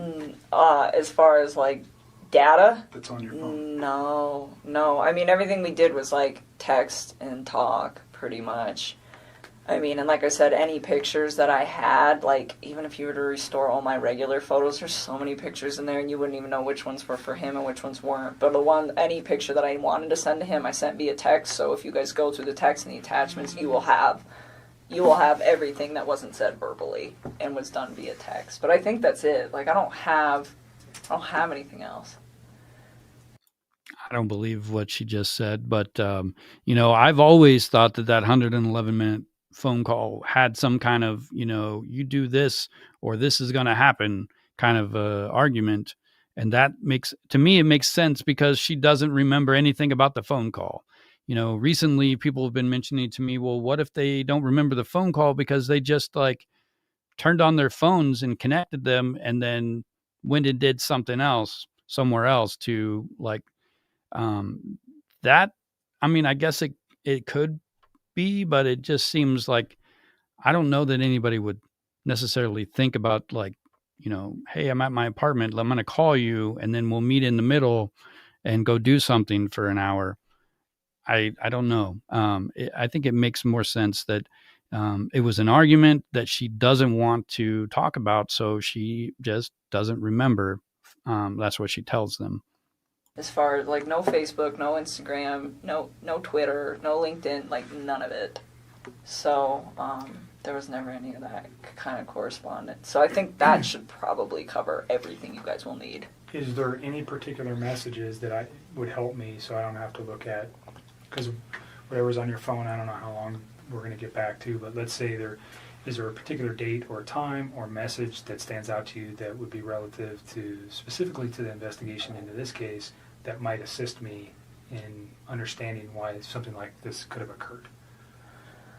I'm still in shock that this whole thing happened. Like I like that's why I gave him the benefit of the doubt for the first day, because I was just like, no way. Like, I didn't even think about that. I mean, murder was not on the top of my mind when somebody doesn't come home for an evening, especially if they just... Yeah, I don't buy this because of the Amber Frey, like, searches. I think she thought about that immediately. If she had no idea that it had happened, it would have been I think most people, that's the first thing they think of.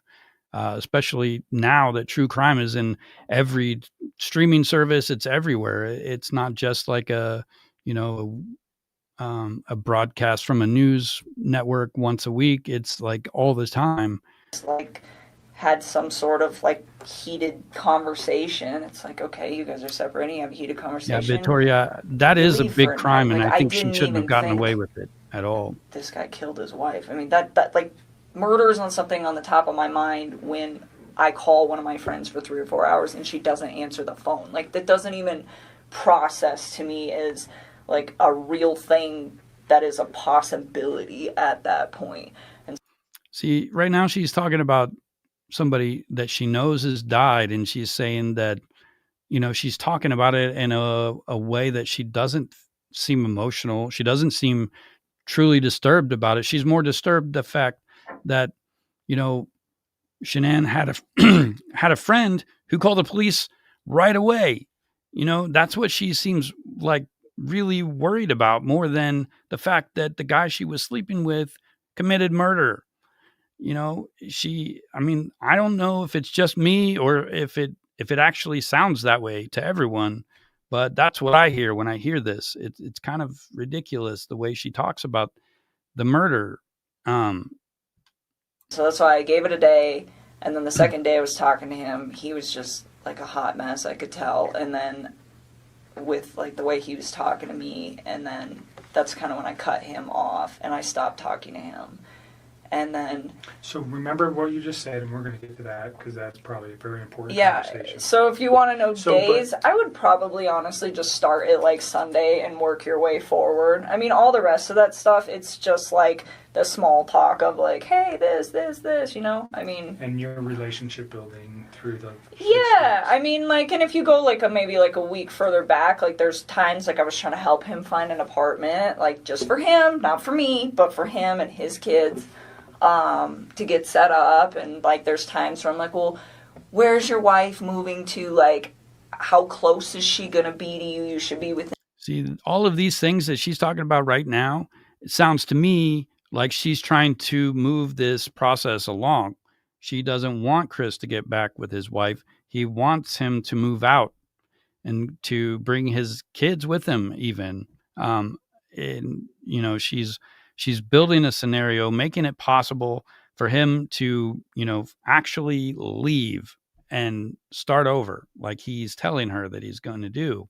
But this is an affair, and that almost never happens. In like 30 minutes of your kids, so they're close, and like you want to be close to their school and close to your gym, and like what's your price range. Like I was helping him get all of this stuff set up, and it was like in a very decent manner. And I don't know if all of that is in text, some of it's probably on the phone. Like at this point I've talked to him so much that I don't even know which parts are like verbalized and which She was setting him up to get an apartment close to her place for her, not for him, not to do anything else, but to get the marriage completely over so she can actually, you know, be in his life legitimately versus the secret affair.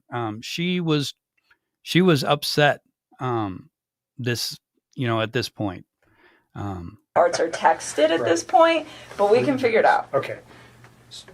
You see what I wrote? Text messages between Chris Watts and attachments, and then the phone logs for calls between your phone number and Chris Watts. Mm-hmm. Those are the two things that we'll ask to be extracted from your phone. So if you're okay with that. Why does it say items removed? Cell phone data. Isn't that this? That is that, and that's what he's going to remove, and then that officer is going to fill that out. Gotcha. What is the date? I don't even know what the date is. Today is the 16th.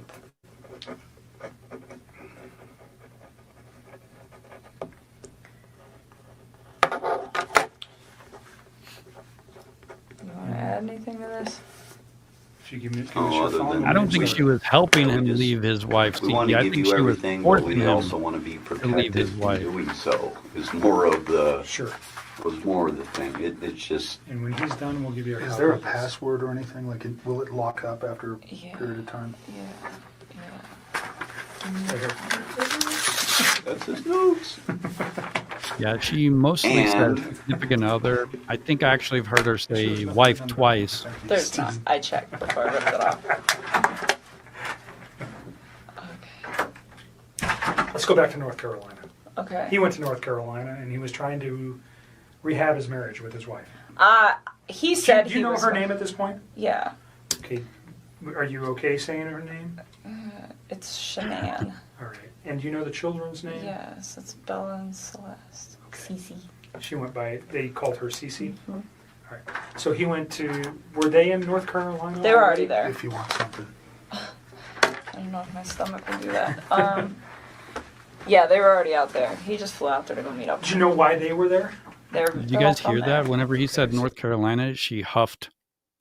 Like, I think she was very angry that he went to North Carolina. They were there They for- were visiting her family for the most part until he got there. And then they still were mostly visiting her family. Okay. And do you know how long they had been there? A while, like weeks. All right. And he flew out to join his family there. Yep. Do you know specifically where he flew to? What, airport? No. What city? No, not off the top of my head. Okay. I'm sure if I thought real hard, maybe I could think about it, but I mean, come up with it. No, I don't know. All right. So he goes there. I think she knew, You said it and was she like just the last didn't want week to of say. July? I think so. I think it was like one of the last days of July. I'm almost positive. I think it was a weekday. Okay. he flew out there, and I thought I had, like, convinced him to, like, try to make peace with her. And I was like, if you guys work on this, like, I'm out. Because what's the point? Like, I'm not trying to be with somebody that's in another relationship, which I know that sounds silly given the whole relationship that we had in the first place, but I really was under the impression that they were separating. I mean, it was, like, reiterated to me so many times that that's what I thought it was. And it made sense to me, too, because, like, he could pretty much call me whenever he wanted. Like, I was the one that would tell him, like, hey, when your kids are awake, you need to spend time with your kids. Like, do that. And then after they go to bed, like, if you want to talk to me, you can talk to me. But it was never, like, this super, super restricted thing. Like, sometimes, like, right after work, if I was, like, still talking to him, I'd get kind of bummed out. And the way she talks about the kids, though, it just makes me feel like she really wanted Shanann out of the picture, but maybe not the kids. The way she's like, well, if your kids are awake, you should be doing something with them. That sounds like maybe she wanted the kids too, to be swapped into that house without Shanann there. And, it makes me think of that statement that CE brought up a little while ago about she wasn't supposed to be there. If maybe this was the plan, was to take out Shanann, and then Bella saw everything, and that changed everything. And that's how we ended up in this situation where he gets caught, which I think would also make Nichol Kessinger angry if she was a party to that. I tell him, just like, oh, it's frustrating sometimes, like, having to, like, wait. But at the same time, I was never like, this is horrible, or, it was always like... Yeah, Maria, I've noticed that too, but you can hear it in her voice as well. Because this is just audio, so you have to listen to the way the words are being said, and that's how I'm analyzing it, I guess. But her voice changes on different topics. When she talks about the relationship with Chris Watts and his wife, she describes it like, it's like transactional. It's like a business partnership. It's not romantic. And it's weird to me because even if it was, at this point, the marriage is, more like a business arrangement than a romance thing. The romance has always been there, so you can't really take it out completely. But if she was jealous of Shanann, thinking that there was some romance still there, that's going to make her angry, and that's going to push arguments, and that's going to, escalate things. It's going to add pressure to Chris, and it changes everything. So why? But then once his kids were asleep, he never, like, had any... It was like he could do what he wanted. Do you know what I'm saying? Like, sure. He was in his basement, and she's upstairs, and they're not speaking. So it kind of made... How many people have been in a marriage or a long-term relationship where eventually you end up both doing separate things? You watch TV, and then the other one's watching TV with headphones on a tablet, I think that's kind of a natural thing in a marriage or a relationship. And if you don't pay attention, you're going to end up divorced. It happens. It seems like I've heard many people tell me similar stories about that. And it usually starts off small, and then you start liking your own private time. And then, the divide gets bigger and bigger. And then somebody has an affair. It made sense. It wasn't like... And you guys are just texting and... Or talking or whatever, and it was like I said, it was at certain times, but that time, and originally it wasn't, but it was me that put that time frame on there because I thought he should hang out with his kids.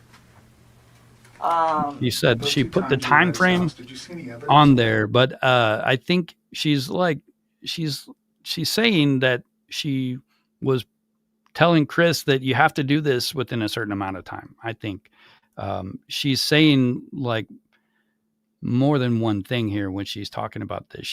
she's explaining things, but I think some of it's being made up, and it just doesn't kind of track properly where she's talking about the kids and and stuff to me. It just comes out kind of weird. Him living in the basement.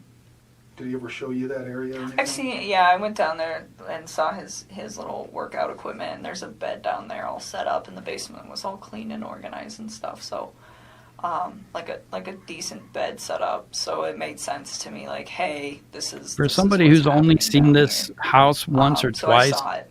maybe twice, she says, Even though his family was in New York, she's got a Carolina very for good multiple memory years, it of appeared that he was still living in the the place. basement. Well, and he told me sometimes he would, like, go upstairs and sleep if like, he was home alone, because I know she'd, like, go on business trips and stuff, but he's like, I don't like that bed anyway, so he didn't really, like, sleep up there. I was like, okay. Even when it was just him. So that was the impression that I got. Yeah, Victoria, I think Check she out was. North Carolina. Let's, yeah, go back to North So, North Carolina. So, he still made very frequent communication with me when he was out there. You know, I guess I'm going to let you guys answer this question. Was Chris Watts lying to Nichol Kessinger this whole time, like with the intention of never leaving his wife? Do you think that was the plan going into the relationship with Nichol Kessinger? Or was it like he actually was planning to leave and he was looking for an excuse to have to leave? You know, if you commit to an affair, that's a pretty good like wedge in a marriage, and that can likely get you into the divorce side of things. If you can't just, you know, he's kind of passive, so maybe he doesn't want to make the move, like, so he like blows up his relationship by having an affair so that he can do it without actually doing it. You know what I mean?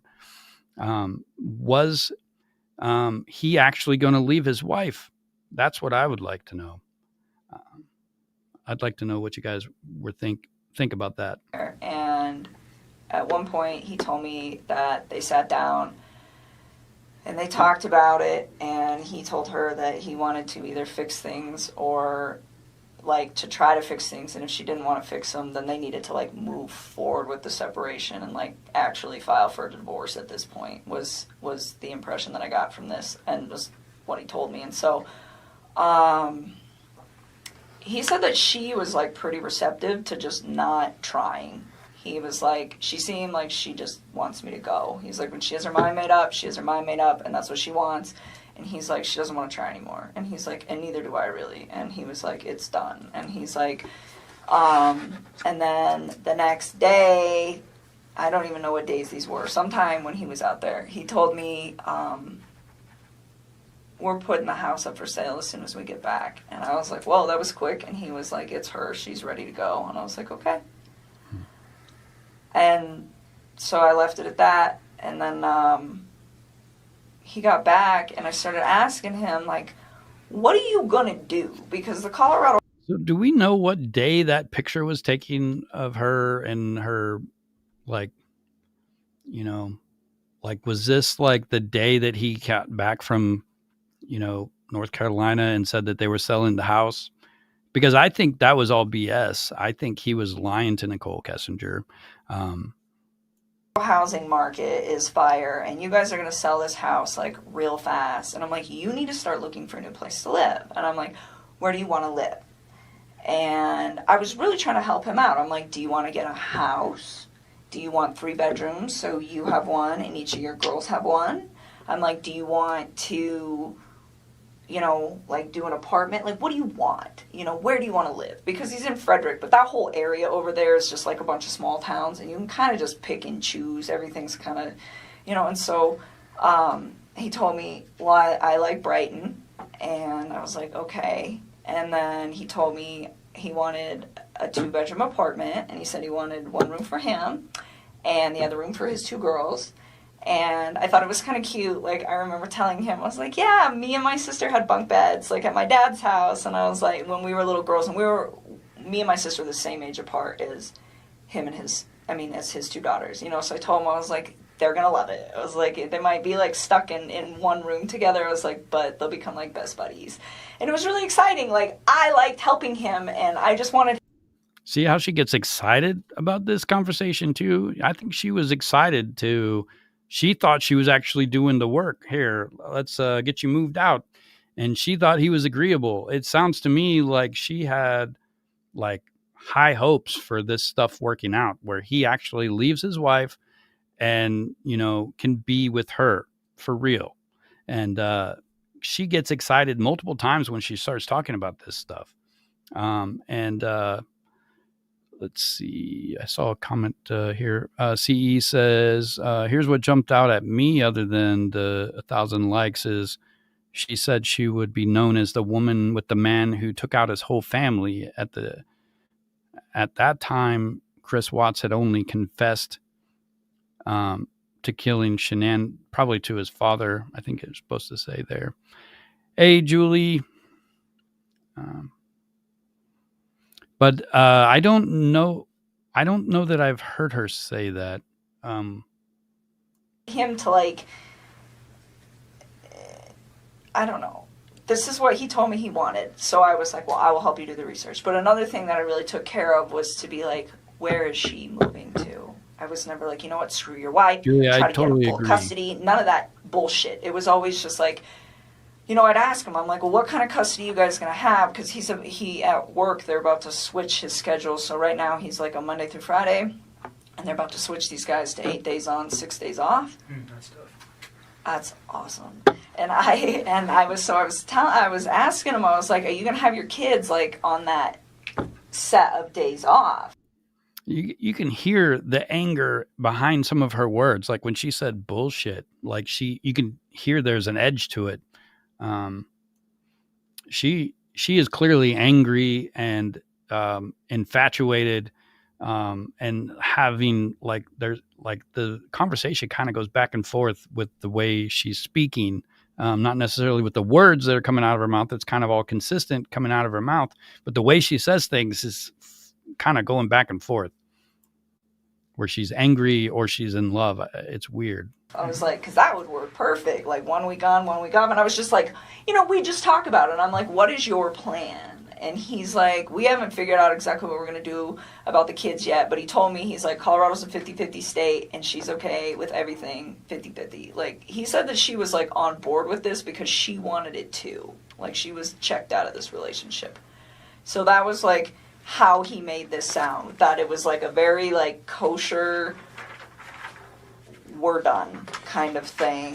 Did you ever give him like books or articles or anything to read about saving your marriage? Did you ever provide anything to him like that? About saving his marriage? Yeah, like how to recover a marriage. See, I think this is a trick question. I don't know why he asked that, because I think he already knew that that Chris Watts got the book from Shanann, but I don't know why he asked Nichol about it. I don't know. When I'm trying to I mean, we're listening to this stuff after the fact, so we can kind of like hear things that we wouldn't have heard the first time around. And it just sounds weird that he would ask her if she got him a relationship book. Or how to save your marriage. There's all sorts of publications and books out there. No, but I did tell him, and I don't know if I did this through text or phone. That will be something you guys will, I'm sure, figure out. But I told him a few times, like, I think that you should take the time to read some articles about what separation does to kids. And I told him, I said, when my parents separated, we were literally like 3 and 5. We were almost the exact same age as these little girls. And I told him, I said, I was so young when it happened. Well, see, I think he asked the question because they found the book of, saving the marriage. And that's the book that we know that Shanann gave Chris. I think he's asking about it for as he said earlier, that he was going to be saying things, asking questions about things that he has more information on that he's not going to share with Nichol. And, but I don't think she caught on to what he was asking her, because I don't think she knew about the book. And it kind of has a twofold kind of thing. Did she give him the book on the relationship? If she did, then that tells him that she really did want him to try to save his marriage. But if she doesn't know about it, then the wife was actually trying to save the marriage. I think it tells the detective real information. Happened that it didn't really have like a big negative effect on me because it was so small that I didn't really process it too well. I was like, but I do have cousins that their parents got divorced when they were like 10, 11, and I think that it hit them a little harder, and he's like, oh, they'll be fine, and I told him, I was like, even though they're small and you think that they'll be fine, I was like, I think you guys should just read about it just so that you guys are prepared in case, one of these two starts having a hard time with the fact that you guys aren't in the same house anymore.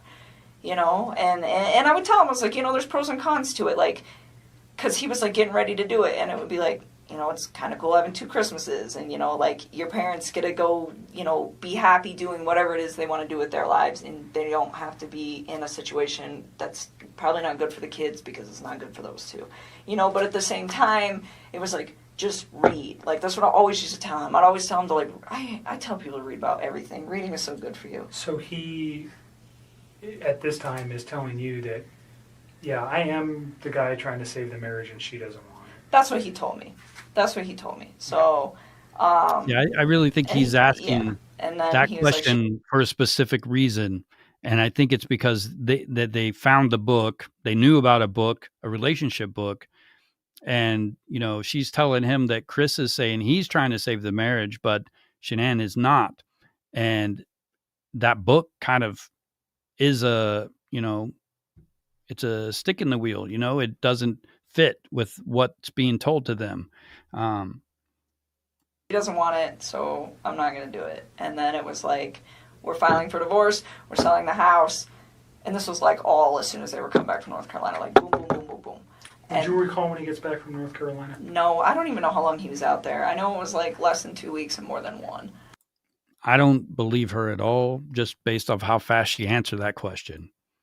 That seems like she'd thought about that question getting asked and practiced it and said it. Like, okay, I don't remember. So he comes back early August. Would that be fair?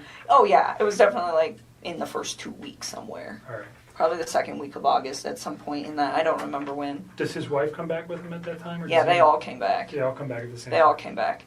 And then, so he continues to just, tell me that this is like what he wants. And so I took the time, and you will see that in the text too, where I I found this apartment. It was perfect. It was so cute. I was like, it's in your price range. It's like 6 miles from the gym. It's 23 miles from work. I'm like, it's super close to Frederick. It's going to be by your kid's school. Like, this is the spot, and I told him, I was like, I'll keep looking for more places. And he's like, well, there's some that I want to go see. She's going like this. Here's the reason why you need to be here. This one, this one, this one, this one, this one, this one. And then she's getting pissed off because he's not doing it. It's like, I've got this good plan here for you. This will work. This is going to fix everything and make her happy. And he's not listening to her. I think it just makes her angry that she's putting in the work, looking up this stuff, probably spending hours researching apartments for him to not even care about the apartments she's looking at.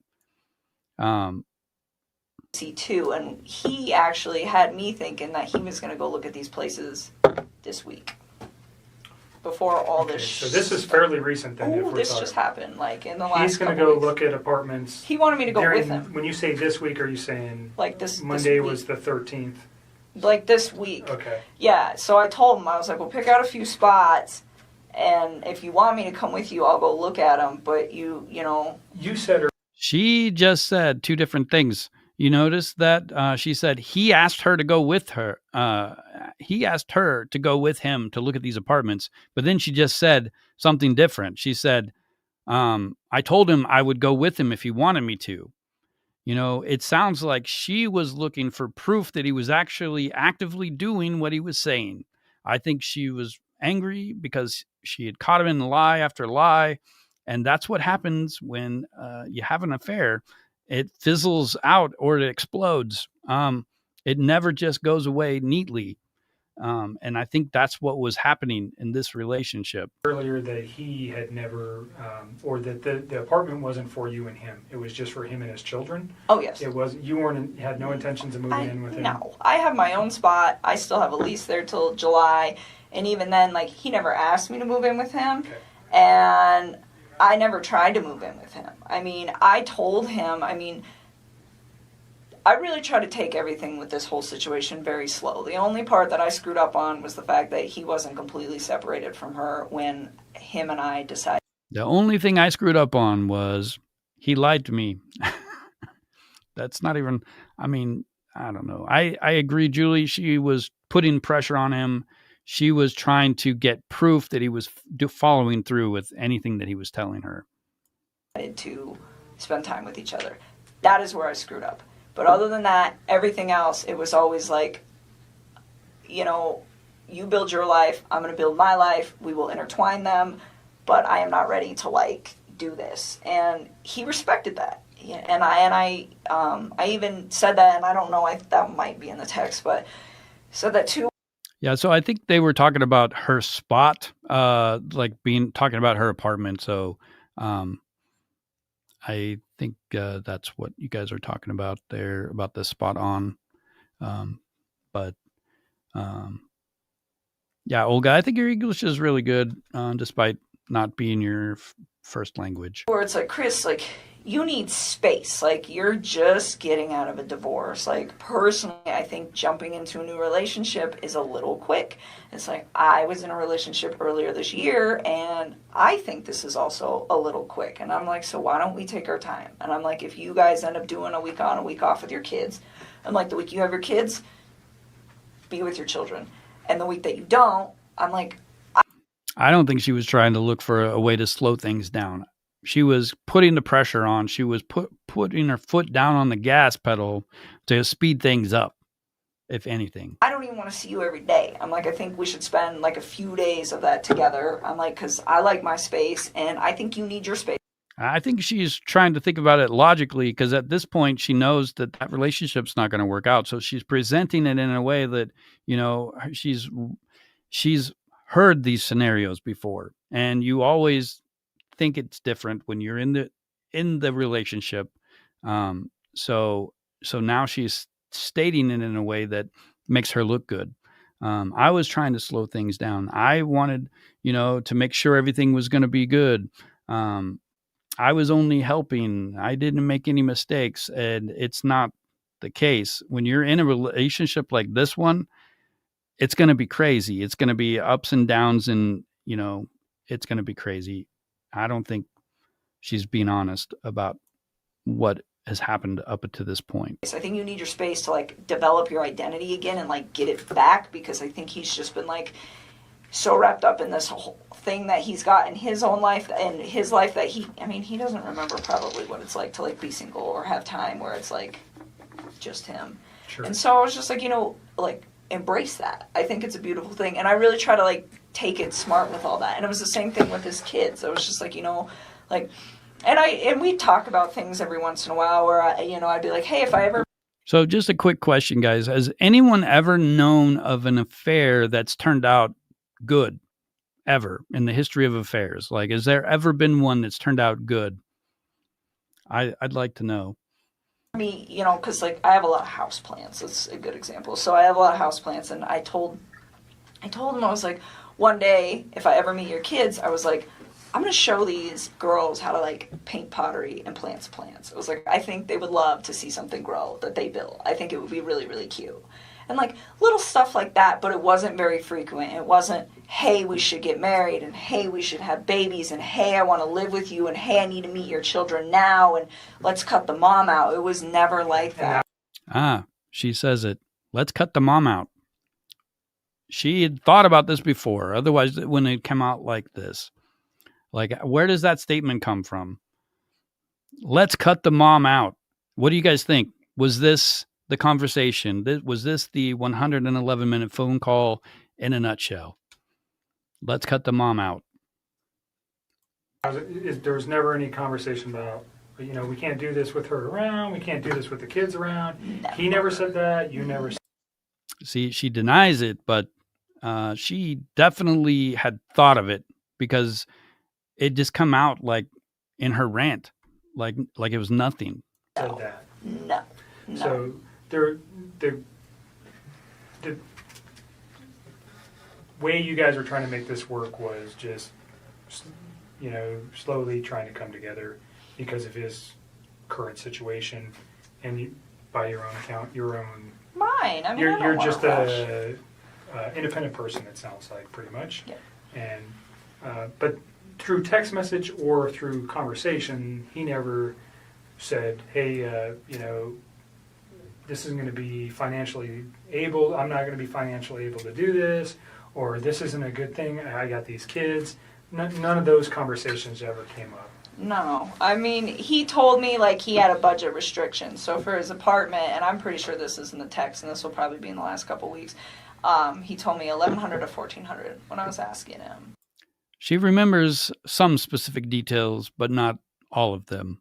It's kind of weird, right? Like, because I told him I'd help him do homework. I was like, you do some homework, I'll do some homework, we'll knock this out, because if you guys are for real putting the house up, you got to She figure it out. clearly wants to work in this relationship and so hard. that was his budget. Chris had And I no remember intention asking him, I was like, you sure you don't want to just get like a house? And he's like, I never thought about a house. I'm like, yeah, you can rent houses, man. Like, it's a thing. And he's just like, I don't know if I can afford that. I was like, okay. And I knew that those two had been through some financial trouble. I definitely found out a lot more about that situation in the newspaper recently. Okay, so prior to the newspaper, how did you know he was in financial difficulty? Because when I went to that house, everything in there is very, very, very, very nice. It looks like it all comes with a very expensive. She remembers this house too clearly for somebody who's only been there once, maybe twice. And those are what she says. I've been there once, maybe I've been there twice. And I think she said when she was there, she sat on the floor, but she looked at specific pictures and, she saw the expensive things. She ate chicken and carrots. So she had dinner there. I think this is all important because this is the life she wanted. And Shanann was the only thing preventing her from moving into that space. Expensive price tag. And I didn't say anything to him about it, but I could kind of tell then where I was like just looking at everything like, how do you guys afford this? And then he has that car.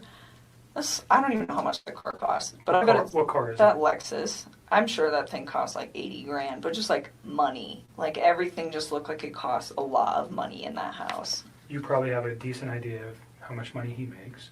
Yeah, and it's not enough money to pay for all that, not even close. Did you have any idea of what Shanann did for a living or how much money she might have made? I mean, I had an idea. I would consider her like a sales rep. I don't know how else to describe that. For the company that she worked for. And I don't know exactly how much she made. He said that she was really competitive and she liked to try to keep up with him. He's like, she gets close sometimes. So I don't know how much those two brought in. I mean, off the top of my head, if I could guess, probably somewhere around like $140K a year. I mean, I don't know. Because I don't know exactly how much he makes. I think and what I don't know read exactly is how much Shanann she made makes, about but based just off of like what I 30 know or about the oil 40,000. field, like, yeah, I would say that's probably an accurate estimate. So even if they're making, let's just use the figure $100,000. I think Chris was making about $60,000, and I think she was making, $30,000 to $40,000. I think she was just about to start making more money, or she thought she was. They're living above their means or below their Oh my God, like, way too much. way Did he ever too. discuss with you any of those issues? I mean, a little. I mean, I didn't know about the bankruptcy or any of that till I read on the newspaper about that. But I think he was really frustrated with the situation. See, Olga, I think NK wanted kids. The way she talks about the kids, she has a different tone in her voice. It's like almost warm when she talks about what she imagines it being like to have kids. It's different from somebody who knows what it's like to have kids. She's imagining teaching them things. Those are the good things that happen when you have kids.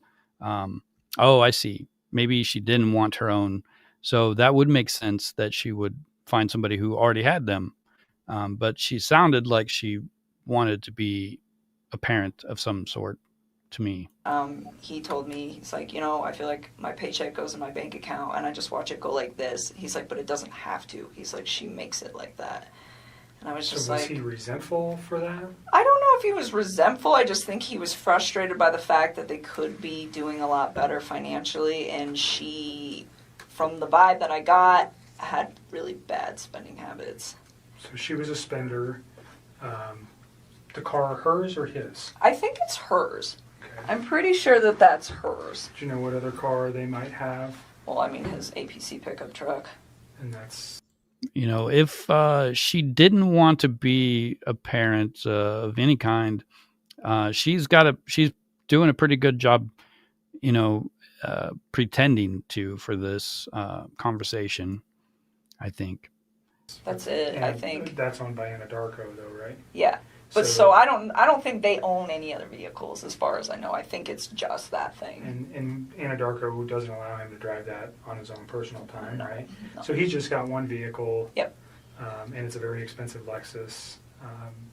And then they live in a pretty expensive house. It's a huge house. Yeah. I was very taken back when I saw it. I was just like, whoa.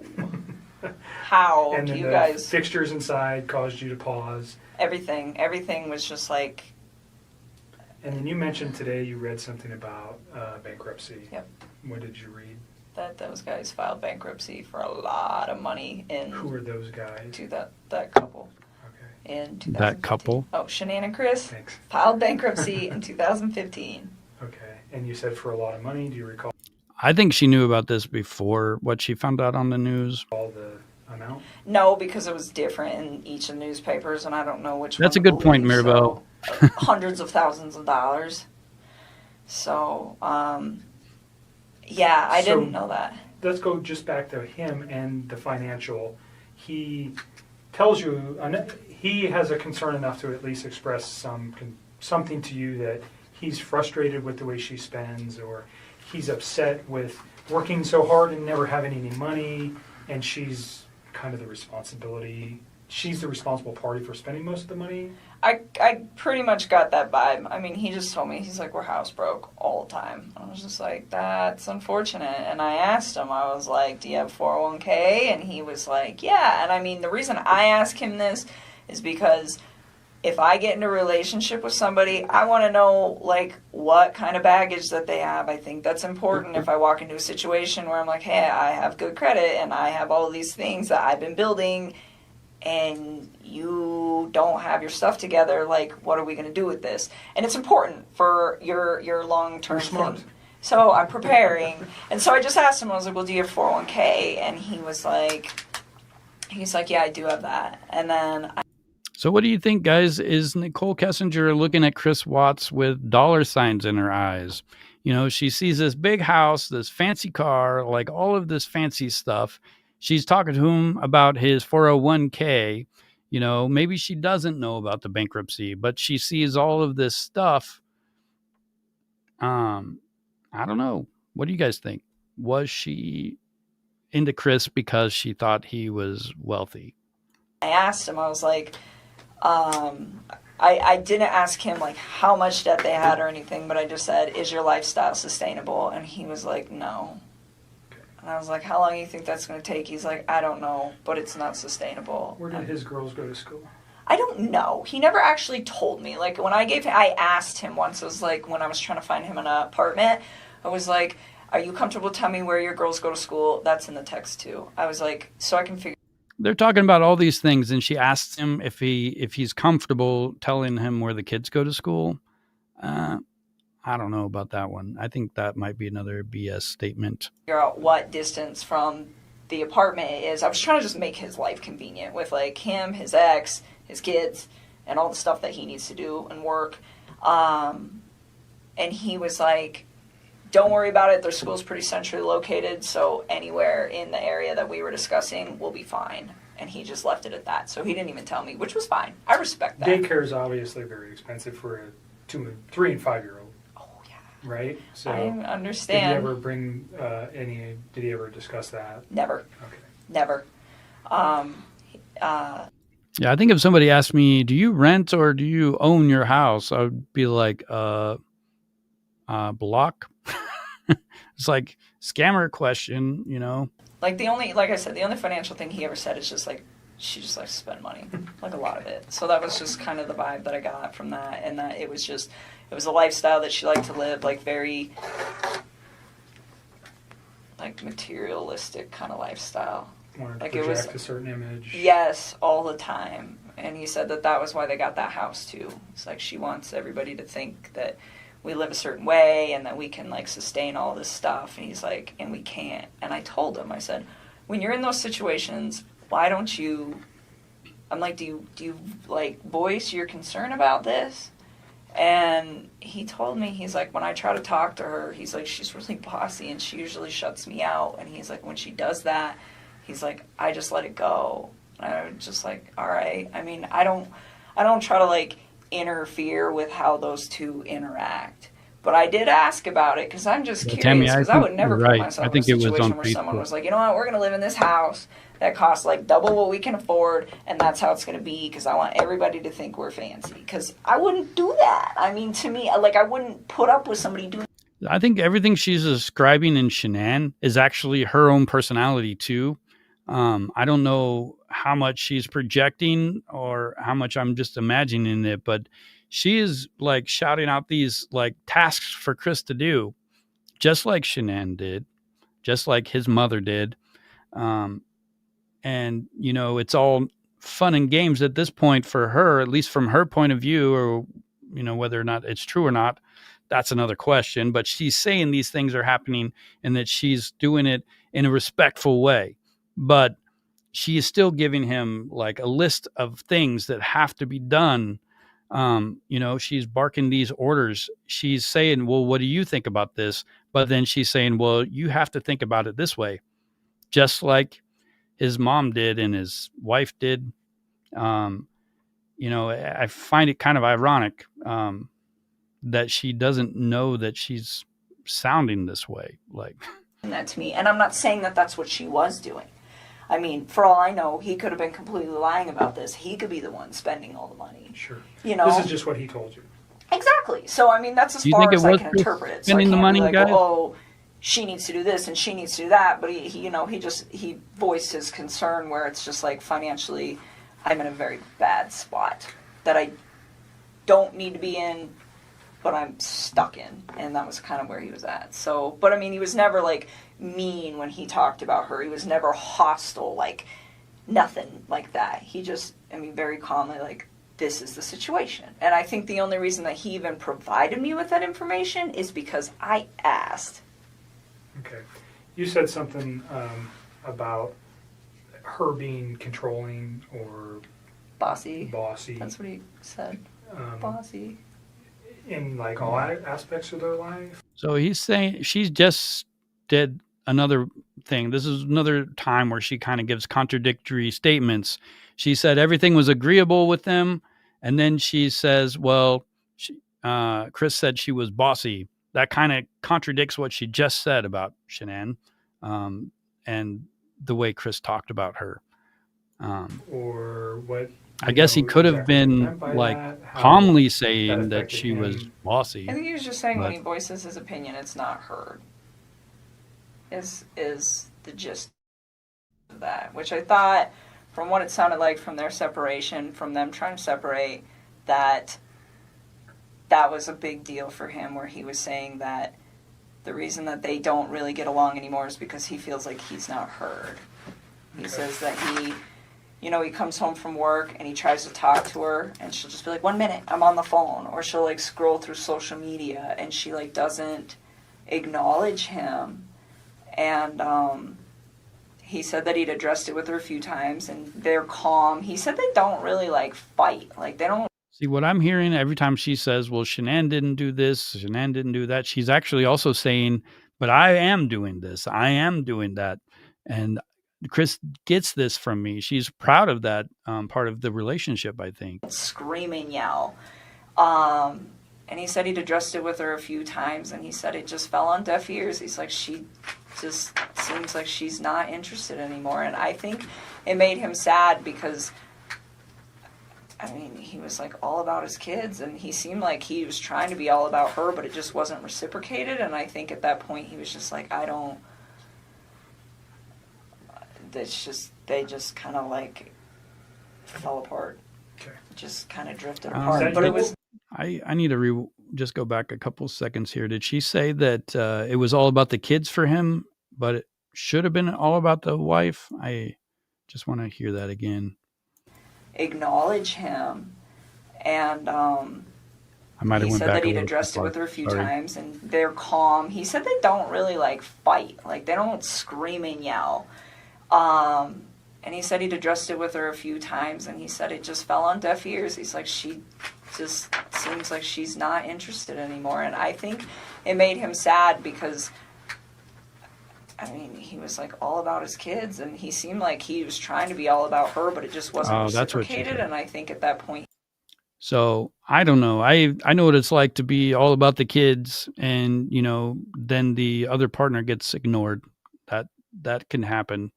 But she says it different than that. She says that Chris was all about his kids, but he was also saying he was all about his wife. I don't know. I mean, you can't like get a divide in a relationship if you guys are communicating, and if you're communicating, then it's going to be all about the family, not all about the kids or all about the wife. It's going to be all about the family instead, and that, I think, is probably where their relationship problems came from. he was just like, they just kind of like fell apart. Okay. Just kind of drifted apart. But Was that your words or his? What, that they Fell apart. those are mine. Okay. Those are mine.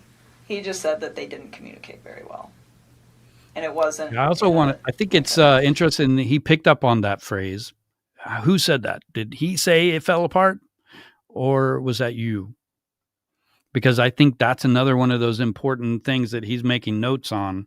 I don't know what he needed that information for, but I'm assuming it matters for the sake of who had the most motive for this, I guess, maybe. I don't know, but I can hear that there's an importance there, that he needed that information for a specific reason that he's not clear about. Aggressive way to communicate. It was just the fact that they didn't like communicate at all. They didn't talk. they had children, and was there ever mention that he was trying to resolve or save his marriage for the children's sake? A lot of people talk Yes. about that. Did he Yes. talk about that? I mean, he told me that he believed that the only reason that those two had still been doing it as long as they've been doing it, he told me that her and him have had communication issues for about 6 years, where she just seems really like detached and uninterested in like trying to like build something with him. See, I think that's a made up number, because 6 years is 2 years before his daughter was born. But how did they get the daughter if they weren't at least close a little bit back then? And he said, and I said, 6 years is a really long time for you guys to not fix that, considering they were married for what, 8? I mean, that's like the majority of their marriage. And he said, sometimes I think we just do it for the kids or something like that. I mean, it's been a long time since I had some of these conversations, so I don't know like verbatim, but it was pretty much just like, get you to remember something. yeah, like, but he said it wasn't just him though. He was like, I think she does that too. Okay. I mean, and it was like this equal part where they are just kind of like going through the motions, I think. And so, like, when he told me that she was cool with, like, the 50% everything and just, like, breaking it off and being really civil about it, it kind of made sense to me, because I was like, the way he made this sound, it wasn't, oh, she's this horrible person, or, oh, I'm this horrible person. It was, her and I have drifted so far apart that it's kind of a mutual agreement that this is not going to work. So in those 6 years, though, they had 2 children. Yep. And you said earlier you did not know she was pregnant until reading the newspaper. Yep. So that never came. And This So is you have the. a work phone Oops. that's Oh specifically. no. Do you guys remember what time we were at? healthy, and he's been losing a lot of weight. I don't remember where we just were. Sorry, guys. See, I don't know. Anybody remember? I accidentally clicked the pause button and scrolled the video back. But this was the second time that he brought up that specific phrase. If he takes her out of the picture, you're never going to know that she was pregnant, right? Bad spending habits. You know. You said earlier that he had never, or that the apartment wasn't for you and him. It was just for him and his children. Oh yes. It was. You had no intentions of moving in with him. No, I have my own spot. I still have a lease there till July, and even The final take on that. yes, I know why he lied to me. He lied to me because if I'd have known that he had I'm sorry, a guys. child I don't on the way, remember exactly I'd never where I wasted my was. time with him in the first place. Like none of this would ever even occurred if he would have just told me the truth. So do you think if he found out that you, if, let's say this week you guys were to go look at some apartments, and this is hypothetical, but you've never found out that his wife was pregnant, would that have changed anything? Like you just said. I think I might have If I knew skipped a he little was, bit. his wife was pregnant, I wouldn't be in this picture. So if his wife was not pregnant, and forgive me, but if he takes her out of the picture, you're never going to know that she was pregnant, right? What do you mean takes her out of the picture? Like If he murdered her, she's out of the picture. You're never going to know if she was pregnant. If he can get away with murder, you're not going to. I got divorced from my wife. You say, do you understand what I'm saying here? If she's gone, but this Don't lead, hypothetically, please. Yeah. Don't lead on. hypothetically, if she, okay. Yeah. you understand where I'm going. If Right, you but you're- didn't know. you're- He's trying to sound like a lawyer, but this isn't. I mean, why don't they have a lawyer? I mean, why not get a lawyer? Leading into Right. questions that are nothing with your. If you didn't know, though, Wait, Nick, that she was there, did you hear what I said? I'm following you. I just want her to answer a question that relates to, she said something that's important, that if he didn't have a child on the way, or if she didn't know that, she would have continued to. Yeah, this is close to where I was. I was going to try to look back, but yeah, this is the second time that he brought up the, did you know that Shanann was pregnant? So he'd already asked this question and he already got an answer, but he asked it again. And then he gets really specific enough that the father is like, hey, you got to stop asking this question this way. Relationship, right? but he killed his kids. At what point does he think that I'm going to be in a relationship? I'm not talking about the children. I'm just talking specifically. And that's another thing. He mentions the kids. Like it would have been okay that it was just the wife. And that kind of makes me wonder about if Bella just came in at the wrong time and that changed everything.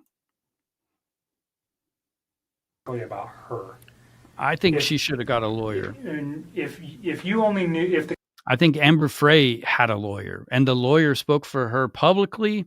And, she did get a lot of like bad publicity for a while, but then, people realized that she was actually helping the law enforcement catch this guy, to like ferret out all of his lies and, manipulations and stuff, so that they could, actually convict him of the crime.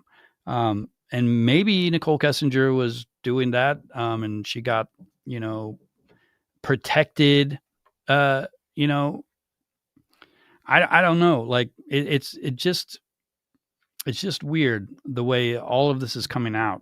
And the fact that she said it just like that. Well, he killed his kids. Why would I be with him? It's not, well, he killed his family. It's he killed his kids. She didn't say he killed his wife and kids even, or his pregnant wife and kids. It's his kids. almost like, maybe she was talking to him about this ahead of time. I mean, I don't know. It's speculation, 100% speculation. The kids were still here, and he called you and said, I'm divorced from my wife. And he gets away with this. Do you understand what I'm thinking from his aspect? I still wouldn't do it. I still wouldn't do it because I'd be like, where did she go? Okay. Because I don't think she I'm would under ask the that. impression that she's a really good mom. Like, he never bashed her momming skills. Like, no, I wouldn't, no. Okay. No. And that, you see where I'm... See, she's being defensive here, and it's not in the right ways. He's asking real good questions, and I think he asks them specifically because she says it that way, the way she said it. trying to take that. Yes. So you guys never had a conversation about the child, period. I didn't know at all. All right. And by your words, if you did know, you would have ended the relationship. Well, because it wouldn't have made sense to me that he's like, I'm getting separated. Oh, by the way, I have a baby on the way. It's like, That's 15 weeks. you are a liar. Yeah, You're I just can trying almost to buy sleep with this me. part, though. That's what I would have because, probably interpreted. like, that kind of logic is, I mean, I don't know if I was, I think having a new child on the way kind of like is going to force two people to try to work it out more likely than, somebody who has young kids, or even older kids. I mean, it would probably be easier to divorce. But I don't know. I can kind of believe that maybe she didn't know about Shanann being pregnant, but I mean, I think she knew about it, not at first, but she knew about it before she says she knows about it. And I think she does because of Facebook. It was on Facebook, and she was watching Shanann's Facebook. That as, and I'd have just shut that off at work, and that would have been the end of it. Okay. All right. We can move past that. The week that he comes back from North Carolina, you don't remember, somewhere in the first couple of weeks of August. Yeah, I think it was the second week, but I don't remember off the top of my head. So we'll just use August as a time frame. Is that fair? Because he left in July and he comes back in August. How many times do you think you see him? I saw him a few times. I saw him this past Saturday. I saw him the Wednesday before that. And he wanted to see me more. I was the one who wanted my space. I was like, nope, your kids are home. Go hang out with your kids. And even on Wednesday. Yeah, I think they were fighting because Chris went to North Carolina, and they were fighting, like actually having arguments, probably that Wednesday and Saturday that she just mentioned. They were, because she said that Chris went to North Carolina telling her that he was going to talk to Shanann and try to work things out, and yeah, I agree, guys. I think she was watching this family on Facebook and talking to Chris, and I don't know. She might have been in the dark on some of it, but some of it she wasn't. She might have been in denial for some of it, and some of it she wasn't. You don't get involved in an affair like that without that thought in the back of your head that they're not going to leave the other person, because that's how it almost always goes. We all know that. It's kind of common knowledge. It's rare to see an affair work out.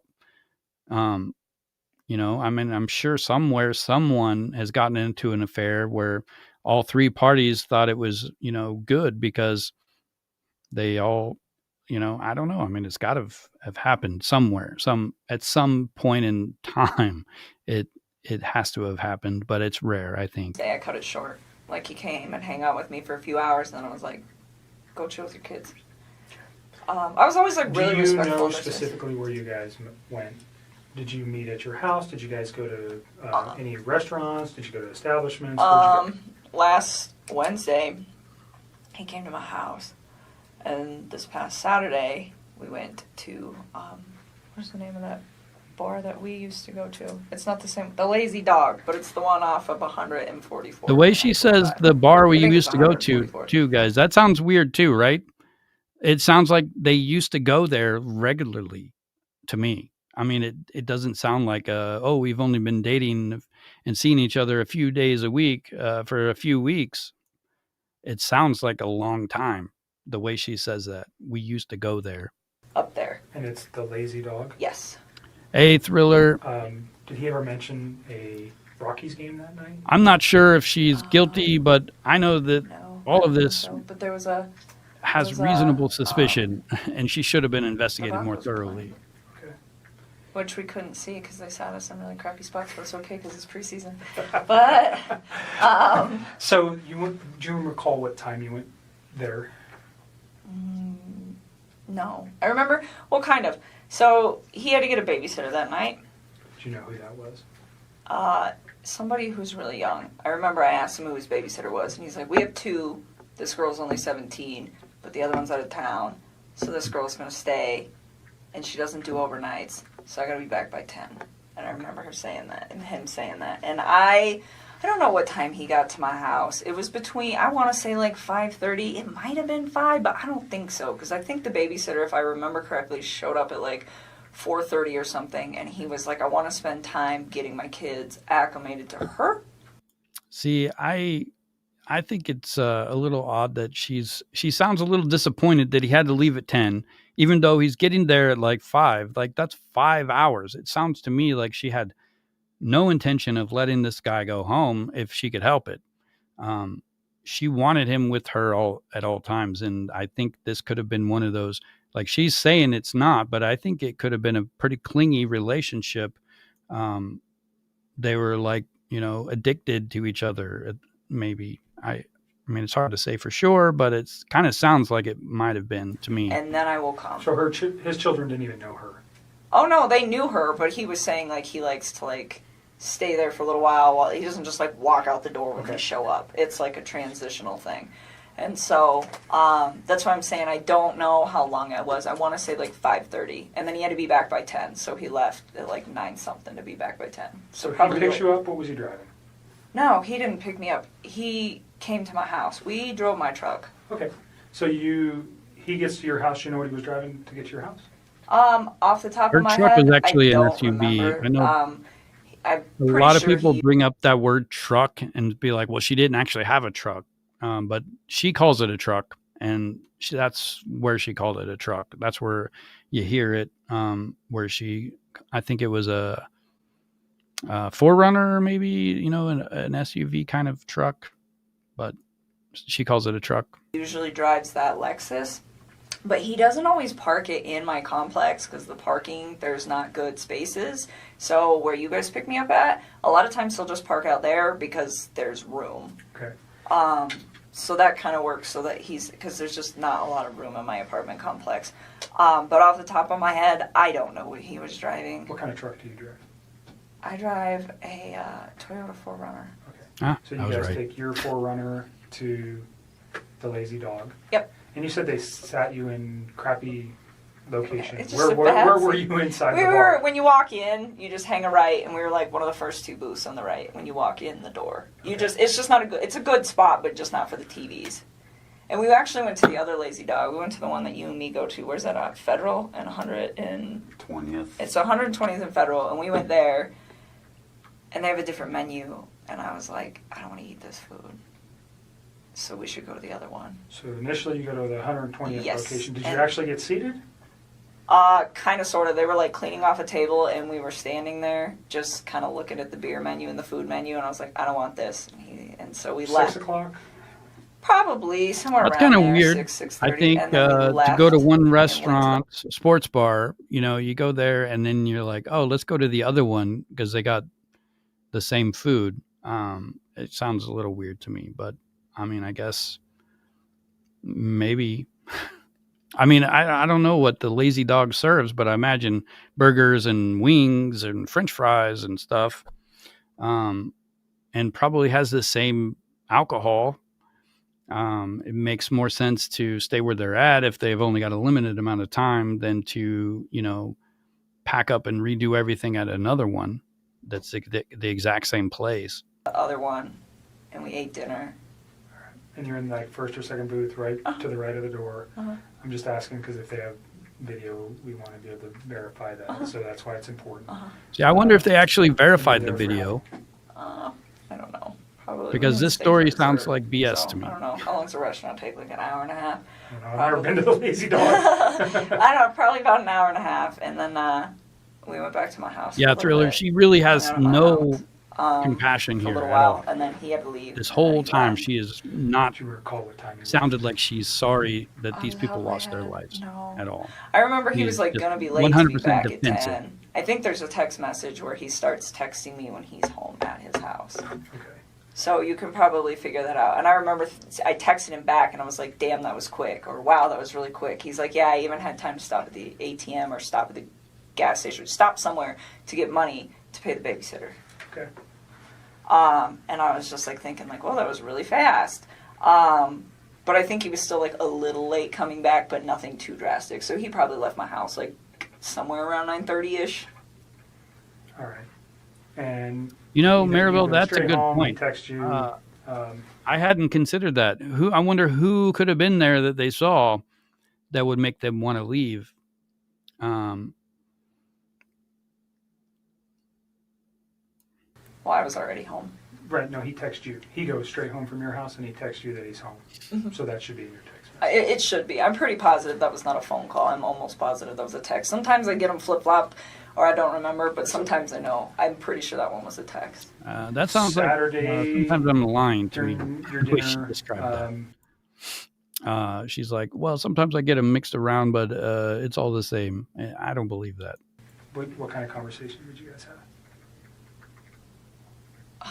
I don't even remember. Oh, so he's been trying to like eat a little healthier than he normally does, and he's always like been into working out since I knew him, and he like tries to eat clean, but he was trying to like step it up a little bit, and nothing like the people who do like the competitions and the shows that are all super restrictive. It was nothing like that. It's just like day-to-day general maintenance, but it's how I eat, and it's pretty healthy. And he's been losing a lot of weight. He lost, I want to say like 13 pounds in the time that we were hanging out. And honestly, Hey guys, I always forget to bring this up, but if you haven't subscribed to my channel, make sure that you subscribe so we can you can be notified of more deep dives like this one. And make sure you're hitting that like button for the video. when you start eating a little bit cleaner and you start working out a little bit harder, the first couple months, especially for a man, because they lose weight faster, it's not something that's like that drastic to me, but it did stand out that it was like a little much. And so I was like, whoa, like maybe you're not eating enough macronutrients, so let me look at them. So he had been working on his MyFitnessPal app and like programming like all the stuff he eats, and I just started going through them, and I was like trying to figure out like where his ratios were, and we actually spent a lot of time doing that because he'd asked me to do it for him, because Here in about 10 minutes or so, it gets to my favorite part of this whole conversation, and I think it's the most interesting part of this whole conversation. And it's coming up here in about 10 minutes, guys. I just was at the point where I was like, if his weight loss slows down in a few weeks, he'll be fine. And if it doesn't, then his macros are a little off. It's not like that big of a deal like in the workout community. This is like a very normal thing, but Did you have any other outside concerns, like potential drug use, alcohol use, any of that stuff that led you to go, hey, he's lost an extreme amount of weight in such a short period of time? No, and I wouldn't call it extreme. It was just like, it was a lot. But I mean, when I first started working out, I dropped like 12 pounds in 2 weeks when I first started like hitting it hard with the diet. So the fact that he lost like that much weight, it wasn't, like I said, it was not a surprising amount. I just didn't want it to be like a sustained amount. But no, I didn't think anything weird of it just because of like how interknitted I am with the like workout community, and I know like this is possible. But it just, the thing that concerned me about it, I guess, and it wasn't even concern, but the thing that like kind of red lighted me like, hey, this might be carrying on, is the fact that his macros were like pretty dialed in. Like I had wrote them and he like didn't stay exactly on them, but his calorie intake was about where it needed to be. My experience, anyways, for like what he was trying to achieve. And so I don't know. He didn't seem to have a problem with it. He liked where he was at with all of that. So that was your main conversation Saturday? That was like a big chunk while we were there, is like us actually going through, because I was like going through each item, like why are your ratios off? Do you know where his kids or wife were that night? On Saturday? Yeah, his kid. Well, you know his kids are with the babysitter. Do you know where his wife is? She's in Arizona. Okay. How do you know that? Because he told me. Okay. Do you know what she's doing there? I think she's on a business trip.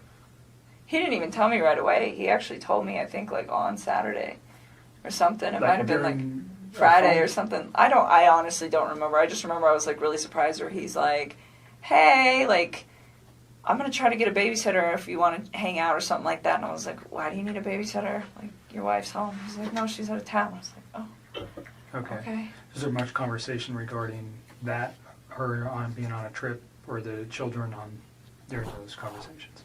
Not really. I just asked him what time she was coming home on Sunday, and he just said really late. Hey, Susie. Okay. And that was it. I mean, there's nothing really to talk about with that. Okay. So your conversation's mainly health related. You guys return to your house, and then he goes home, and then you talk to him for a few hours on Sunday. Did I? Are you asking me, or are you telling me? I'm asking you. Oh, I was like, what's with that attitude? I don't even know. Someday, honestly, on so wait a minute. That was Saturday. We're talking about Saturday. We're not talking about Sunday right now. Okay, so you're still on Saturday. Yes. You guys have a phone conversation when he gets home? That was the day that he got the babysitter and I went out to dinner, not Sunday. Okay, sorry. I just want to make sure. Yeah, Susie, I agree. And I think it's been brought up several times through this whole thing that she has no empathy. She is clearly only interested in herself and making herself look good with everything she says. And it is really hard to hear the way she talks about this tragedy, a couple days after it happens even. And it just sounds weird. You got your days right. So Saturday, yes, we went out. He had the babysitter. He went home. I'm sure we did. We always talk on the phone. And honestly, I mean, Mark asked me that the other day. He's like, how long are you on the phone? 15 minutes, 20 minutes? Like, you're going to have to look at the records, to be honest with you. Like, so much. Mark was the other detective, right? Yeah, a little bit. 400, when she was young, she'd crank out about 400 words a minute, gusts up to 600. A little thing can yak, man. You're a talker, so I'm letting you talk. I need to use the restroom if I can. Let me show you where it's at. Can you give me some water while you're out there with him, please? Thank you. I agree, Susie. Yeah, at least one. Let's move to Sunday. Well, Okay. let me reverse something. Your conversation with the children, or about the children, was there ever talk about medical concerns with either of the children? Well, I know Cece is allergic to not peanuts, like pine nuts. So she has a nut allergy. Yes. The heck is Did a they take pine meds? Yeah, I know that she had like an EpiPen, but as far as I know, she didn't have any meds. But I never asked. Like, I was just told like she has a pretty severe allergy, and Enough to carry an EpiPen. That's pretty severe. yeah. While we're on this, so when he was in North Carolina, this is all like hearsay now because it's like this is not a conversation. Like, he's telling me this stuff, but who knows exactly what happened. But he went out there to go see his family and her family. And while he was in town, before he went out to North Carolina, I guess his mother had accidentally, like, not exposed her to something with nuts, but had, like, given a product, I think it was like ice cream, to a different kid that could have traces of nuts or something. I don't know. But it was like his daughter was fine, but she was like in the range of contamination. And see, I wonder if she actually like got this information from Chris, or if she was watching Shanann's Facebook and heard about it that way. I think his wife was very upset about that. And when he got to North Carolina, he told me that he was supposed to spend like half time with them, half the time with her family. And because she says, I think his wife was very upset about that. That seems like something she would remember Chris saying if that's what it was. But I mean, it sounds like she's, telling the story that she knows, but maybe she wasn't actually told about it. She heard about it through Facebook and Shanann's post about this whole incident happening. That was supposed to be what it was. I don't know. But he said that he went to go see his family and they weren't answering the phone for like a day or two before he went out there. And then when he got there, there was a note on the door that said, son, if you step by, we're at the beach. And they ignored him for like most of the time that he was out there. Wait, and what? His own family? Yes.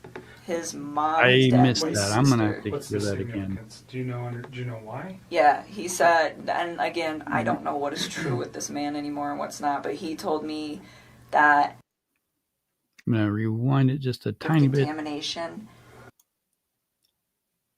I think about here. contamination, and I think his wife was very upset about that.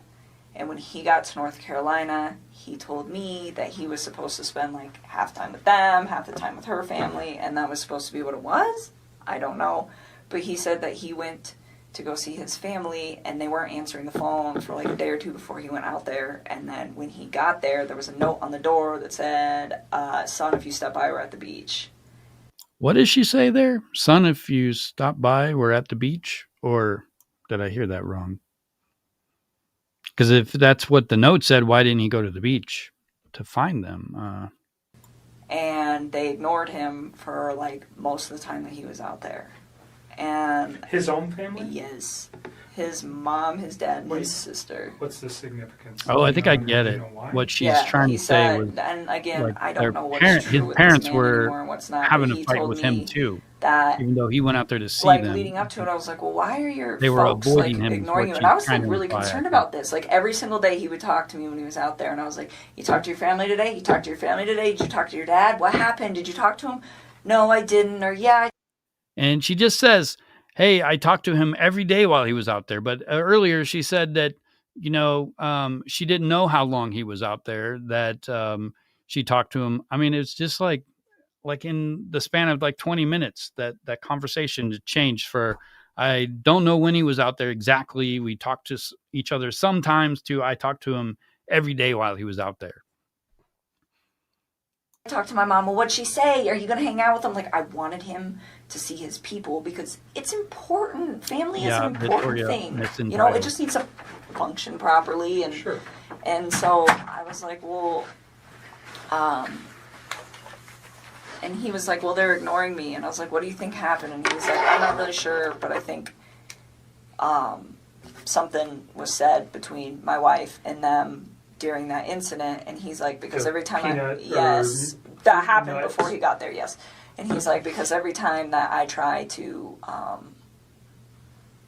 I talk about possibly going over Hey, there to see if Maggie. they're home, she gets upset about it. And I was like, okay. And he told me that his mom and his wife did not get along at all. He said that his mom didn't even show up to his wedding.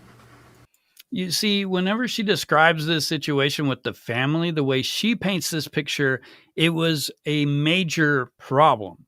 And it wasn't just a feud between Shanann and Cindy. It was a feud between, his mother and father and him as well, is what she's saying here.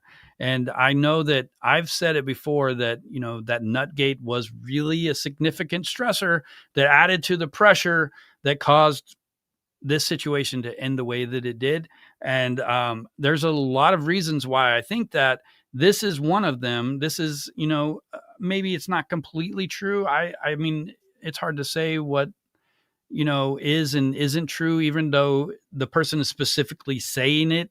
I think she's making stuff up a little bit as she goes, but I think in this situation, I think it's at least partially true that the parents were not talking to Chris because they were mad at Shanann. They were putting pressure on him to convince his wife to stop being stupid, I guess, like that's how that relationship functioned. Chris, was stuck in the middle. And, that kind of pressure in this particular moment of his life, when everything's kind of screwing up and he's got all these things going on, the Nutgate was like probably the final straw that broke the camel's back. Because she's like really did not care for Shanann. So again, I don't know what's true and what's not, but I just know that there was like. But I do want to say this also, that I don't think that Chris's parents handled it properly. I don't think they should have cut him out, especially with him coming out there just to see them, because he didn't have to. He could have just stayed in Colorado. But the fact that he did come out there and they don't even like want to see him kind of, feels really crappy. Some tension there. And again, like, that part is like, I feel like it's almost third party, so that's why it's Sure. like I didn't even Well, but bring it it came up from either. him to you, so it's not. It is something that whether it's important or not, we can validate that. I'm sure we will be having. Hey, some thank you, conversations Maggie. with I him. really appreciate it. What does it mean? I don't know. But Yeah, I don't know either, but I just know so like. maybe I don't know. Well, and then he ended up seeing them on the last like full day that he was there, and they told him supposedly that she had gotten really upset and had screamed and yelled in front of Chris's sister's kids that are very young, and to his mom and to his dad, and said like, "You're never going to see Chris again. You're never going to see me. You're never going to see the babies," and just like threatened them, and then like walked off. And I guess that was the incident that happened prior to him coming out there, and then she didn't tell him about it. She just like let it go, and then he just spent all week trying to figure out why his family was like not trying to be involved. Gotcha. So again, I'm not sure. That was like it just feels really third party, so it's hard for me to like talk about because Sure. like, I don't know. That's how okay. much. Pretty easy for you to talk about. So beyond the, she's not saying all this overseas, stuff did you like know of it's any other- did she take? it's actually happened, and she's got very specific information for not knowing much about it. I don't know where she got her information, so I think she was watching Facebook. I think she was talking to Chris, and she kind of got more information than she would have gotten just from him, because it sounds like he didn't know what was actually happening.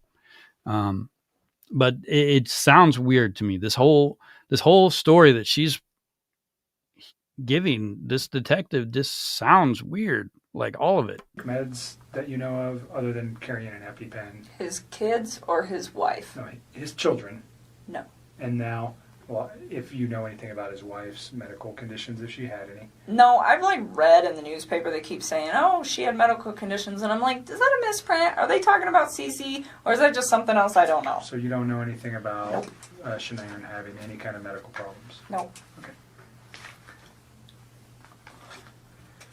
Covered Do you think Saturday. that's a so lie, there's a phone guys? call Saturday night, actually, from, it can't be Saturday, it had to be Sunday. I wrote that down.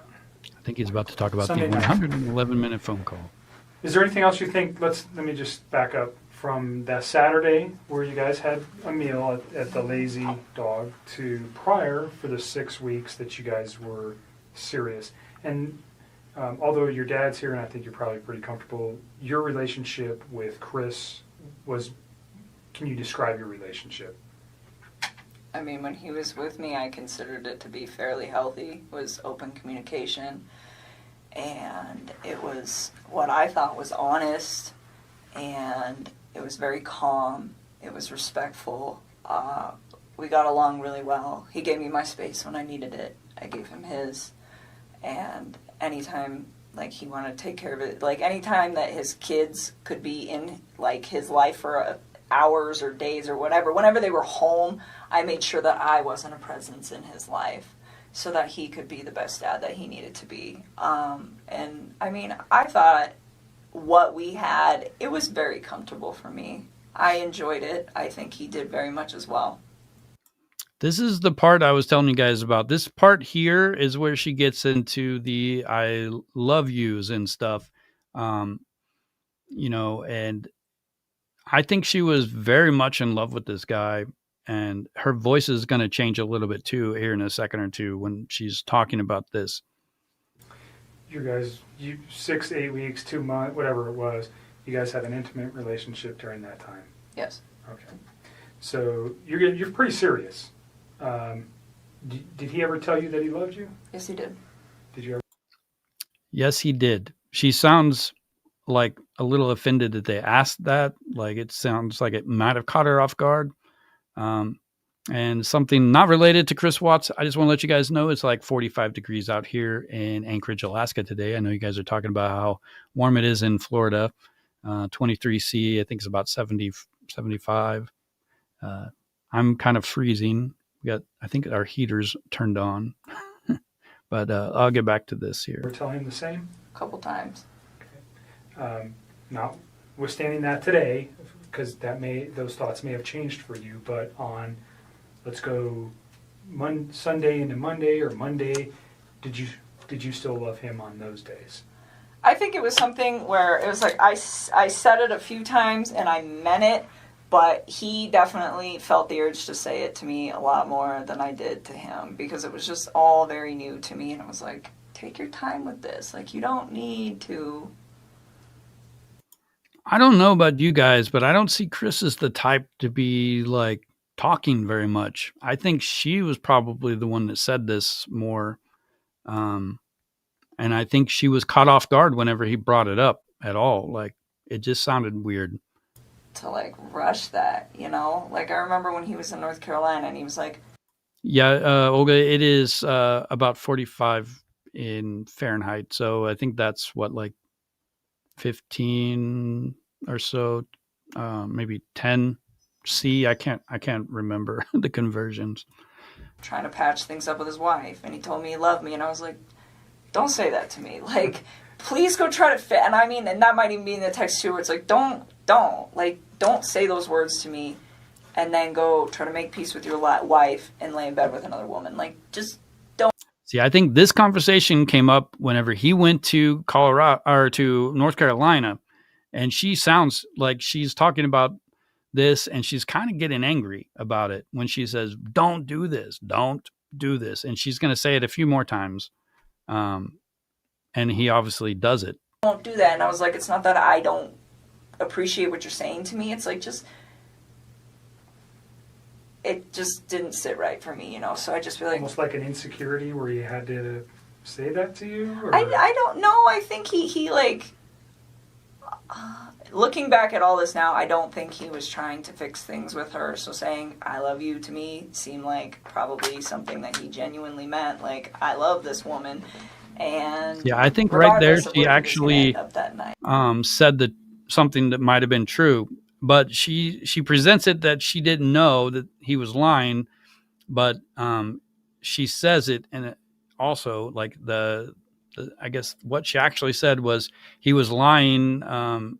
He had no intention of going back to his wife, and that he actually loved Nichol. That's what she says basically.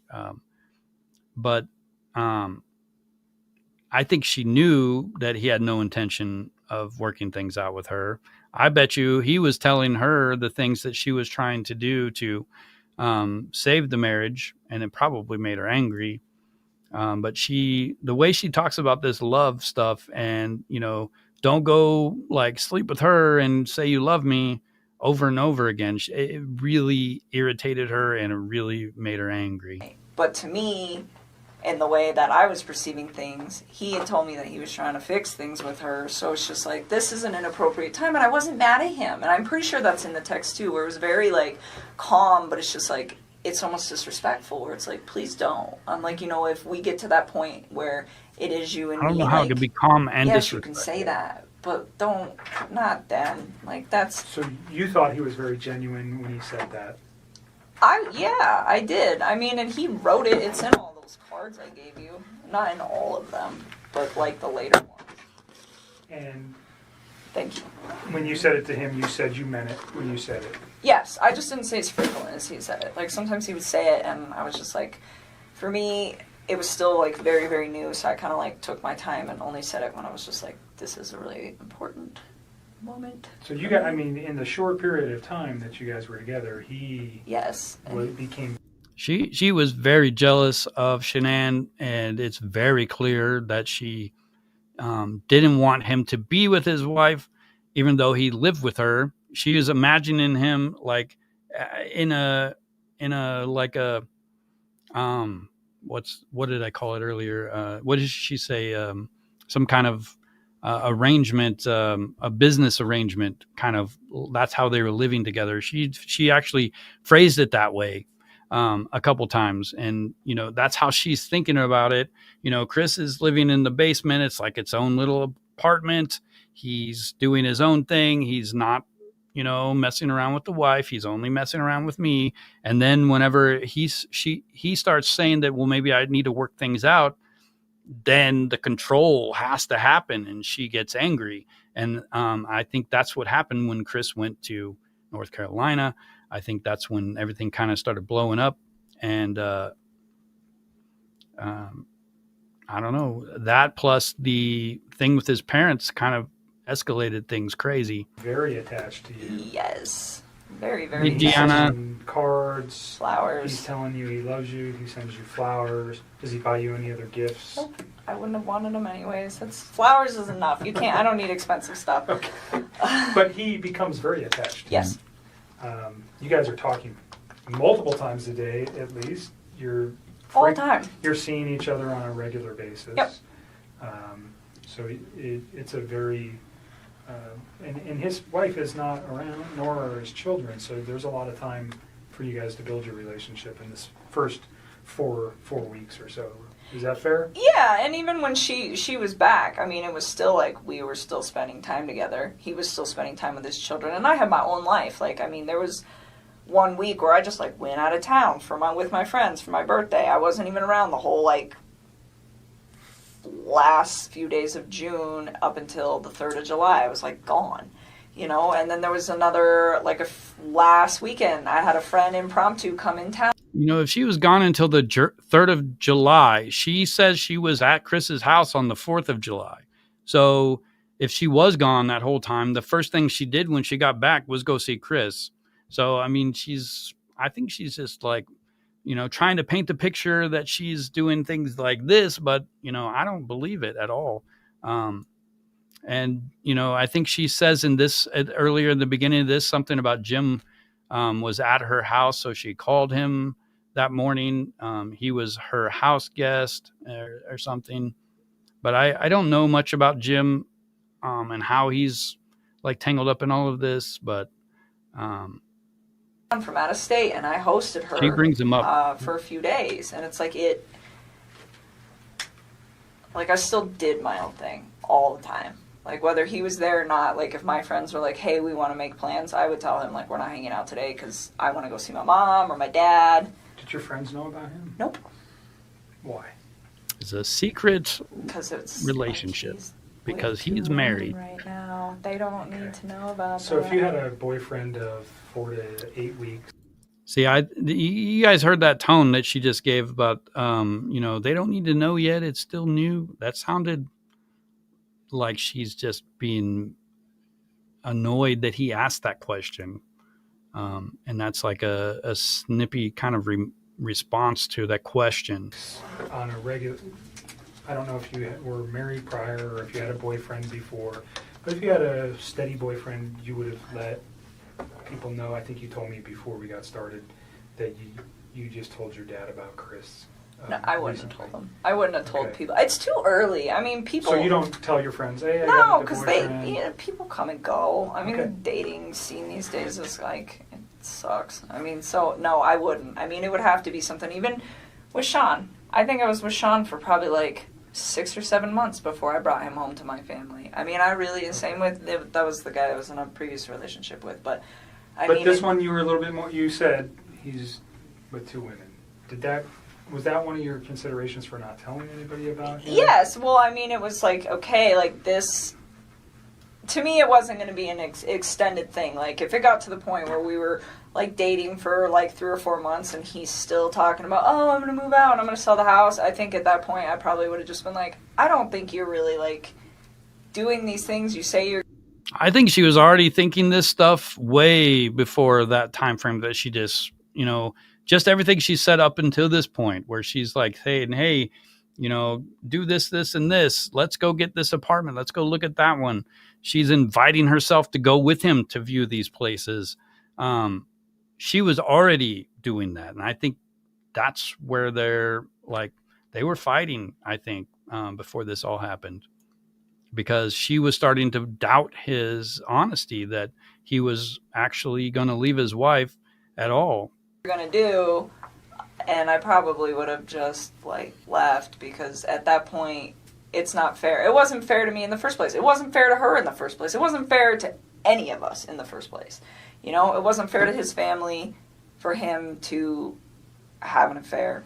It wasn't fair to me to have him lie to me and make me think that everything is going. It's funny how it goes from everyone. It's not fair for anyone, but it's especially not fair for me. For me, like, she like really made that, she put a inflection on that word "me" there. To plan, and still to this day I don't even know what's a lie and what's not. I don't even know if they were like filing for divorce. I don't know if they were putting the house up. I don't even know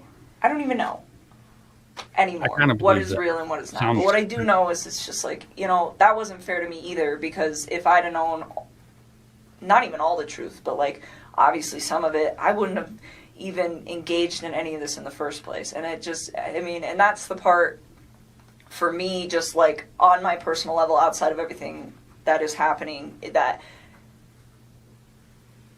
is gonna affect me long term. It's like, you know, I'm gonna wake up every day and know that like this mom and her unborn child and these two little girls are not around anymore, and it breaks my heart. It is so. I don't believe that at all, because the way she said that, because I'm going to be thinking about this. I'm going to be doing this. This is going to be haunting me. Breaks her heart, but in, yeah, Olga, a narcissistic kind of way, you know, because it affects her. That's why it breaks her heart. Oh my God. And then I have to think about like the consequences of his actions and how they affect everybody else. Like, all of these, her family's impacted. My name is about to be like slandered. There's that inflection again with her, like his family, their family, me. I'm going to be affected. For probably a while. Crazy. I don't know how long it's going to take to heal, but I would not be surprised if it's going to be hard to go out in public sometimes for a couple of years, and that really hurts me. I'm just how many like, years this has is it been? a horrible thing. Like, how dare you? You know, and people aren't going to understand that.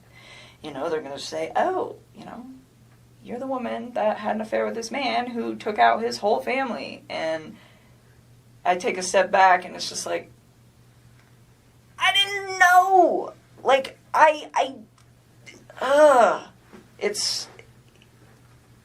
he's so disgusting. I'm so ashamed of him and everything, and I just, oh, those little girls, they're so little. I kind of believe this. We talked a little bit earlier about getting some help for these things, and we can provide that. Okay. She says that, and I really no comment. I might have to turn off the camera. Oh, one more. We just want to make sure there's resolution. Absolutely. That's why we come to you guys to Yeah. pound it down Yeah, until there's nothing I'm left. sorry that you're talking again today. I really am. I don't want to put you through any more trauma than you've already been through. There is, you know, it does. The way she says it, it almost feels like it's real. And I think because, you know, this case is an emotional story, and, you know, it really like pulls on my, you know, heartstrings. And I mean, I think about these kids, and it just breaks my heart for real. And hearing her say it that way, it kind of like pulls out that emotion in me a little bit. But I don't think I think I've seen her cry one time, and it looks fake.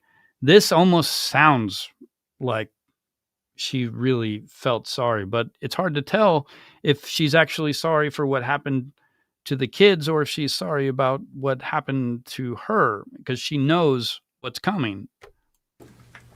reasons for everything that we're doing today and what occurred. And I'm sorry. I genuinely am sorry. These are not things that we like to do twice. It's the same thing with other types of victims from other crimes. We want to do it once and we want to be done. Unfortunately, we didn't know yesterday what we know today. And that's why we're here, because we need this video. And I am sorry, because I know it's hard to talk about it. God, it's so sad, and she's pregnant. And you know, on That's our end, we God, didn't. and they're so cute. They're so little. Like, Now wow. it kind of sounds like she's trying to make herself. Why? Ow! I don't even understand how you could like bring yourself to do that to somebody who's like that big.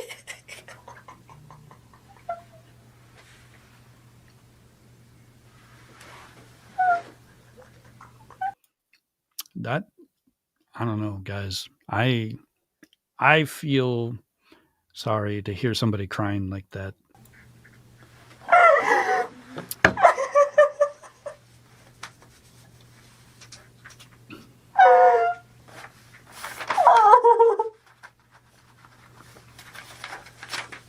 There is a video that you can see her kind of cry a little, but it doesn't look like this sound. Do you want This to step out sound. for a minute?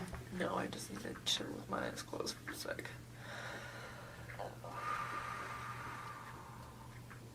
I still cannot believe this is happening.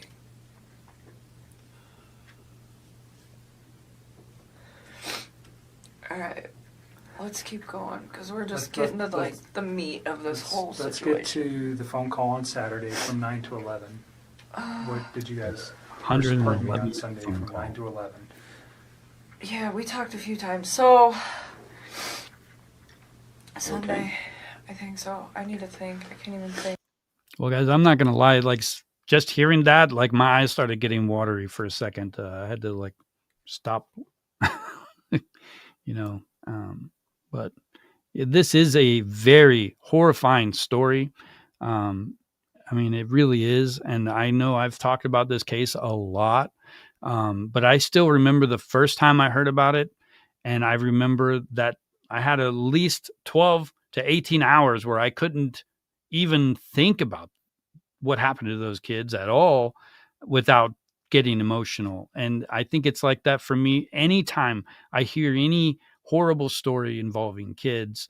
And like I can hear about murders with adults, and you know, I can cringe, and it doesn't really pull on the heartstrings so much as it does when it's a kid involved. Like, they're just innocent creatures, you know, they don't deserve that. They only you know, they're taught that they can trust their parents, like especially trust them. You know, everyone else is a stranger. And I just, you know, I don't know. I just got to put it out there. This is a horrible story, and it's heartbreaking, even if you've heard it 1,000 times. And you know, it's not easy to talk about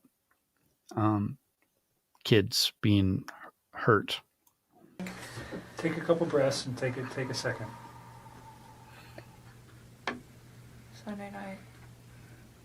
I don't even know. I don't think I was like concerned about anything at that point. You guys had a meal, a nice meal the night before. You knew his wife was probably coming home late that evening. Oh, you know what? I still don't remember what we talked about. I like, honestly, like, we talk about so much random stuff. Like, it's so hard to pinpoint some of these things. I don't remember what we talked about. I do remember that was a long phone conversation, though. We probably talked about all sorts of stuff. One thing I do remember, though, that I didn't remember earlier when I was talking to Mark. So this is, like, where I'm starting to remember, like, little... Yeah, Olga, you're right. It's not an island. Watts Island is not an island. It's actually a swamp.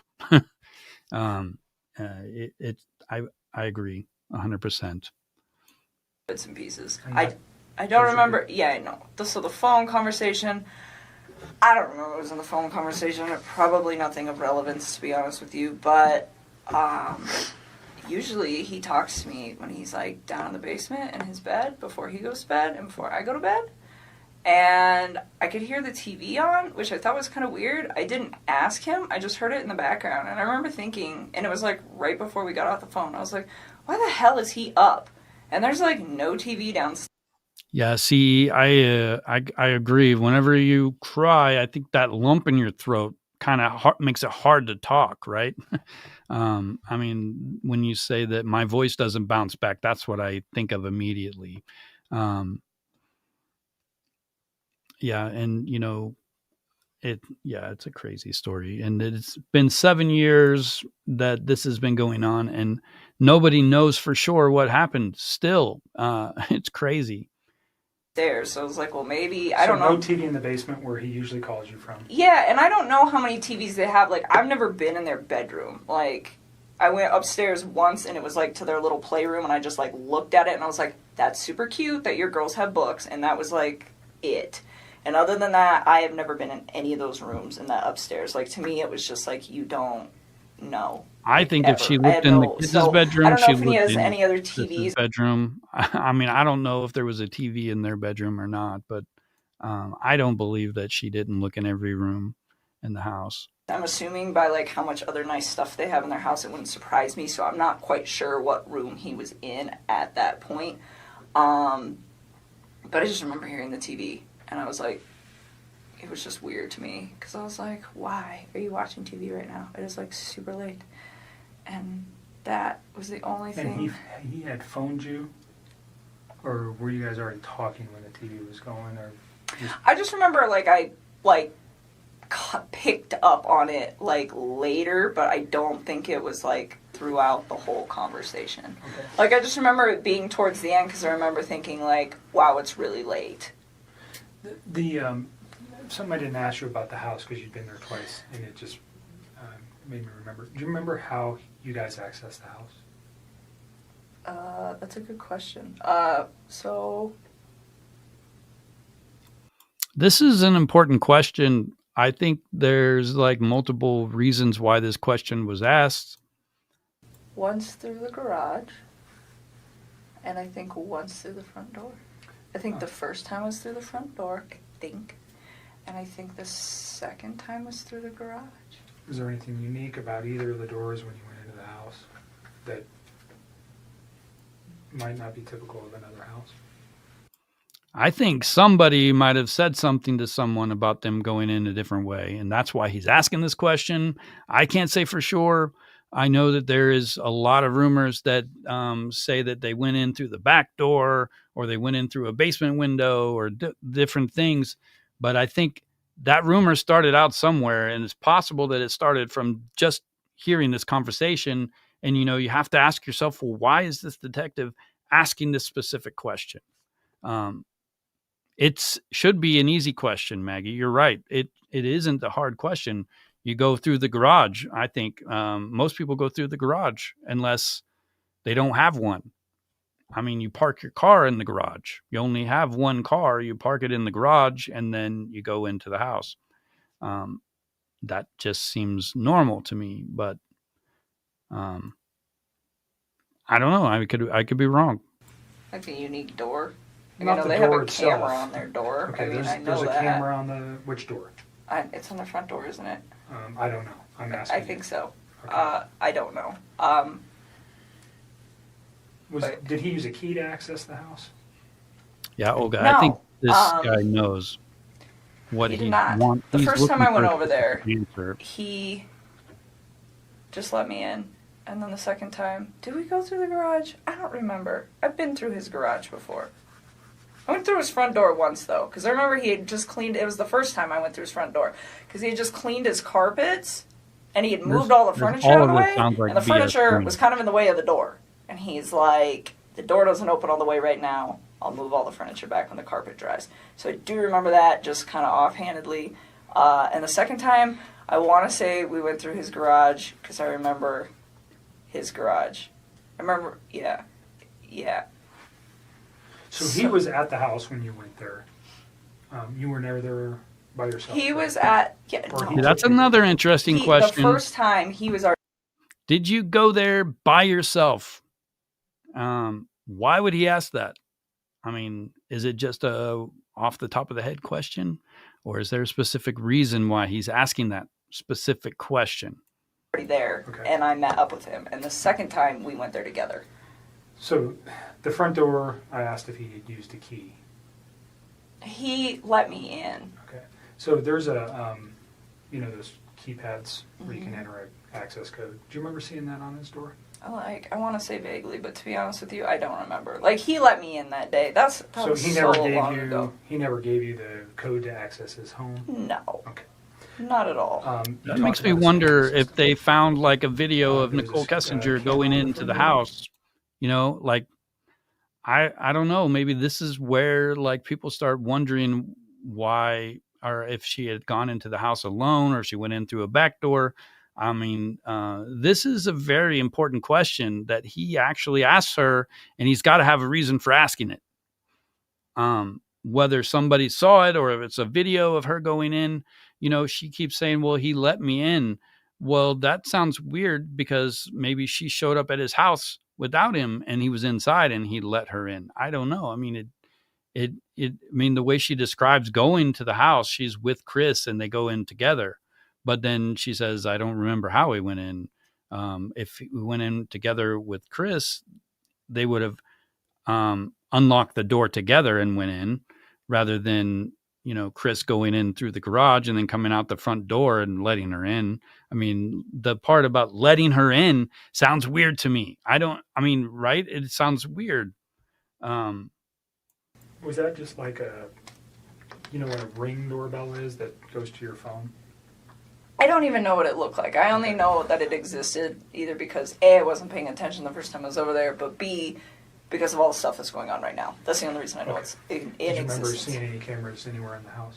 I think in 2018 cameras were a Did he little ever more tell you rare about than the they alarm are system now. or give you an access code to the alarm system? But it's I wouldn't not have asked that for long that. ago. I wouldn't have wanted that anyways. Sorry to regress to that. No, you're Go back okay. to the phone call or where you noticed. In 2000, when was it? 2018? No, 2016. I had my first child. We had our second child in 2018 in a different state.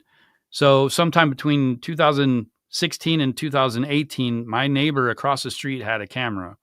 That guy was crazy. He would just be watching his camera all day. And then anytime anybody in the neighborhood went outside, he would come outside too.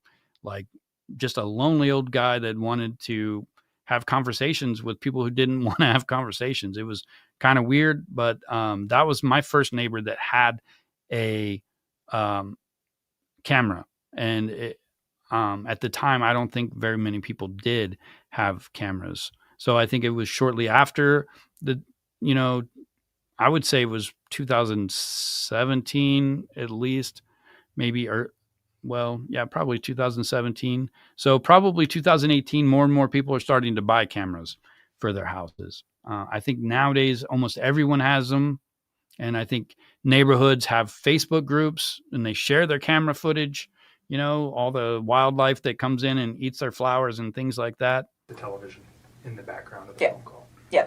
So I didn't know what room he was in, but I was just like, I just thought it was weird because he's always like, before I go to bed and I lay down, he's always like kind of trying to do the same thing. We just talk. It's like a really chill thing till one of us is about to pass out, and then that's like the end of it. But it was strange because I was like, the TV's on. I remember I was thinking, I was like, maybe he's waiting up for her. And then I was like, maybe not. Victoria, I totally agree with you that it was completely inappropriate. And, I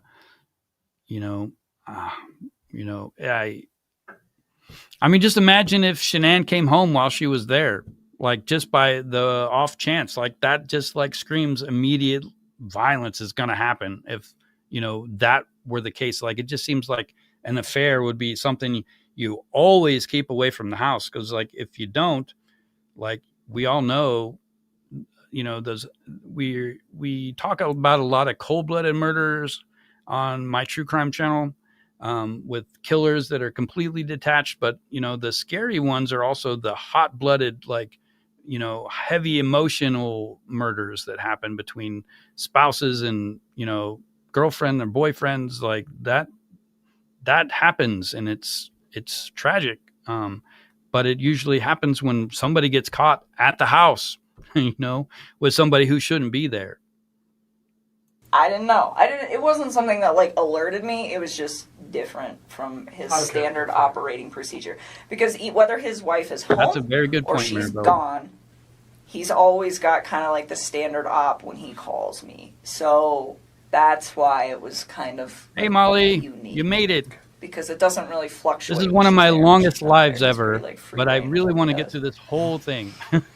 So anything, I'm glad you're anything here, though. important that you recall during that conversation about the children, about his wife, about what he was doing the next day, what he had planned, anything like that? Did he tell you any of that information? I remember he told me he had to go to the field and not to the office on Monday morning. Okay. Did he specifically say where he needed to go on Monday morning? No, I don't ask him for those sites. There's like Anadarko's got like thousands of sites. If he were to tell me, I wouldn't even They're know. just like random numbers and stuff, right? Well, he told me, he said, I got to go to a site. I got to go check out like a valve or something where they think that they had a release. Something like that. Did he mention the town or anywhere? No. He just told me that that's what he had to go do. He's Okay. like, he was like, I won't see you in the office in the morning. Because I see him, but I don't actually like talk to him. Like I will go in the Yeah, this audio that we're listening to is only 2 hours, but I keep pausing it, and that's why this is so long. And typically, I start my lives a lot later in the afternoon, and I try to keep them about 2 hours. This time, I started early because I specifically wanted to listen to the entire thing. And I'm really happy that you guys are here. I wish you'd have been here the whole time because we've covered some really interesting things so far. cafeteria. I will put my lunch in the fridge, and him and his whole team are sitting in there, and I don't talk to any of them. I just walk out. But anyways, yeah, he's like, so I won't see you. I'm going to the field, which is not an uncommon thing for the ops guys to like just go straight to the field. Like it happens. Like, You're up typically early. they go to the office. I would say like 3 or 4 days a week, but there are days where him and his other team members are not there. Or like I'll get in there and some days the cafeteria is packed and they're all there. And other days I get in there and there's only like 3 or 4 of them. So it didn't cause you any concern that he said, No. I'm going to the field on Monday, I won't see you. That wasn't, No, that's it happened didn't. before. Yeah, I mean, it wasn't something, and it's not just him, it's like that whole team. Like, you can just tell when they've got like a lot going on, because I'll walk in and there'll be like 2 of them, as opposed to like 6 or 7. Do you know what he did Sunday during the day? I don't even know what I did on Sunday during the day. I am so tired. Let me just think about this. Daniel came over Friday. I hung out with him Saturday. And then Yeah, Sunday... I think she's trying to hide something that she did on Sunday. When did Jim come in? Monday. Huh. Jim got here Monday. What did I do on Sunday? You I'm like went to drawing a see blank. Chris, I'm really probably. tired.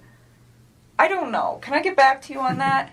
Did you guys have any conversations on Saturday night during your meal, what he might be doing on Sunday? I'm sure we did. I don't know why I'm drawing a blank because I haven't slept. If I say that he may have done something with his children, would that refresh Oh, yes. your memory? He went to a birthday party. Okay. Did you know whose house he was going to? Nope. But I know that they had a water balloon fight. Okay.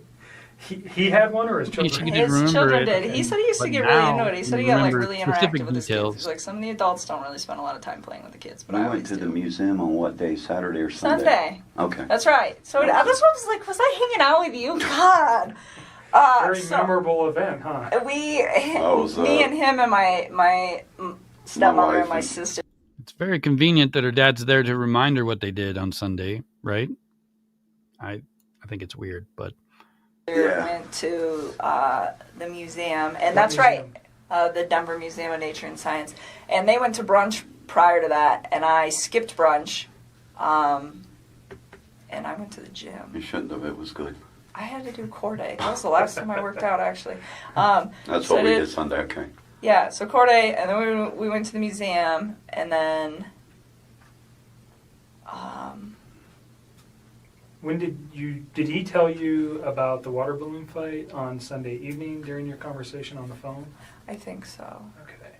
I So think you don't so. know whose house he went to on Sunday, No. but you knew it was I think it's weird that she knows about the water balloon fight, but she doesn't remember how he told her about it.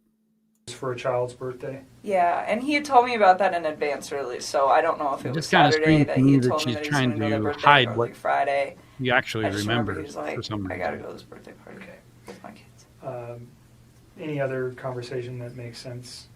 I mean, honestly, at this point, I'm really tired, so I know there are certain things that I need to tell you guys that we'll get to as these days progress. Yep. But in all honesty, if it doesn't stand out to me now, Today? it probably That's wasn't relevant. What about that 9 o'clock thing you were telling me on Monday? Oh, that he told me? Oh yeah, well we'll get there. We'll get there. We're still on Sunday. So we're on night. Sunday. We're gonna get to- literally- we're gonna I know, get to- This is gonna be a long. We're gonna night. get there to Monday. We're getting there. So Sunday night or Sunday during the day, you had your own personal stuff going on with your family. You never see him on Sunday. Is that accurate? No, I didn't see him. What did I do the rest of the day? I came home. I think I might have just chilled at my house. She doesn't remember what she does. Her dad reminded her about the museum or something. I think she probably had. I think she's trying to hide something. I don't know what exactly, but it just feels like that would be something she would remember, you know. I don't remember. I think I cleaned my house. I don't know. I didn't see him though. Okay. And Yeah, Saturday was the last time I saw him. Okay. Sunday, you're at home. Do you guys believe that she didn't see him on Sunday? I'd like to know what you guys think about that. Talk to him. We know you have a conversation in the late evening hours, and then you go to sleep on Sunday night. When's the next time you talk with Chris? Probably Monday morning. Do you know what time? No, I mean, so we used to like randomly text each other like throughout the day, but we both get really busy. So some days like I don't hear a lot from him, and some days I don't text him until like 2:00 in the afternoon because I'm just like busy. And I remember I didn't hear a lot from him that day, which was like that's not out of the normal for either one of us during the day. But at one point, I do remember he like texted me and he's like, "Oh, it's been a really busy day," and then like said some other stuff, which I'm sure you will find in my text. What he said, I don't know. It wasn't obviously anything that was like alerting to me. But that's what I'm saying. Like at this point, like I remember really key things, but if it's like a conversation that I'm like, I don't remember exactly what was discussed, it's because it was probably just bullshit, like just talking to each other. Yeah. Small talk stuff. Yeah. But I remember he was busy that day, and we didn't talk that much. And then I clocked out at 3 is what my time card says. That's what I was showing Mark the other day. But see, I think it's funny because I believe she didn't clock into work that day on Monday, right? But I don't know that she brings it up. But she remembers clocking out. I got home to go meet my buddy. One of my good friends was coming over my house, and he actually has the key to my house, so he was actually there when I got there. And who's that? My friend Jim. This is how we find out about Jim. And so Jim came over, and I got home. He was there. He had like just walked in the door, and I remember, like, briefly after he got there, I checked my texts. I mean, briefly after I met up with Jim, I, like, glanced at my texts. And Chris said something about, like, my family's not home. Or, like, my wife and kids aren't home. Like, something to that effect. And I told Mark, because he asked me for a time. And I don't have an exact time, but I remember it was, like, right after I walked in. That was a text message, though. Yeah, it's in a text. And it's, like... It was like briefly after I walked in the door, so based off. I just got to say, Susie, I really like your vocabulary because or I'll show it up here. Where to go? Oops. Malapropism. That's a good word because I thought the same thing when I heard her say that. Because it sounded like it wasn't as normal as what I heard her say, but then I listen, I don't know. It came out, it almost sounded like it wasn't as normal, but I think she actually said wasn't out of the normal to not communicate, but it did sound weird. And that word, if you guys don't know what it means, it's basically when like somebody mistakenly uses a word that sounds similar to the one that they intend to use. And I feel like I'm not the only one that heard it. So thank you for saying that. And I appreciate your vocabulary.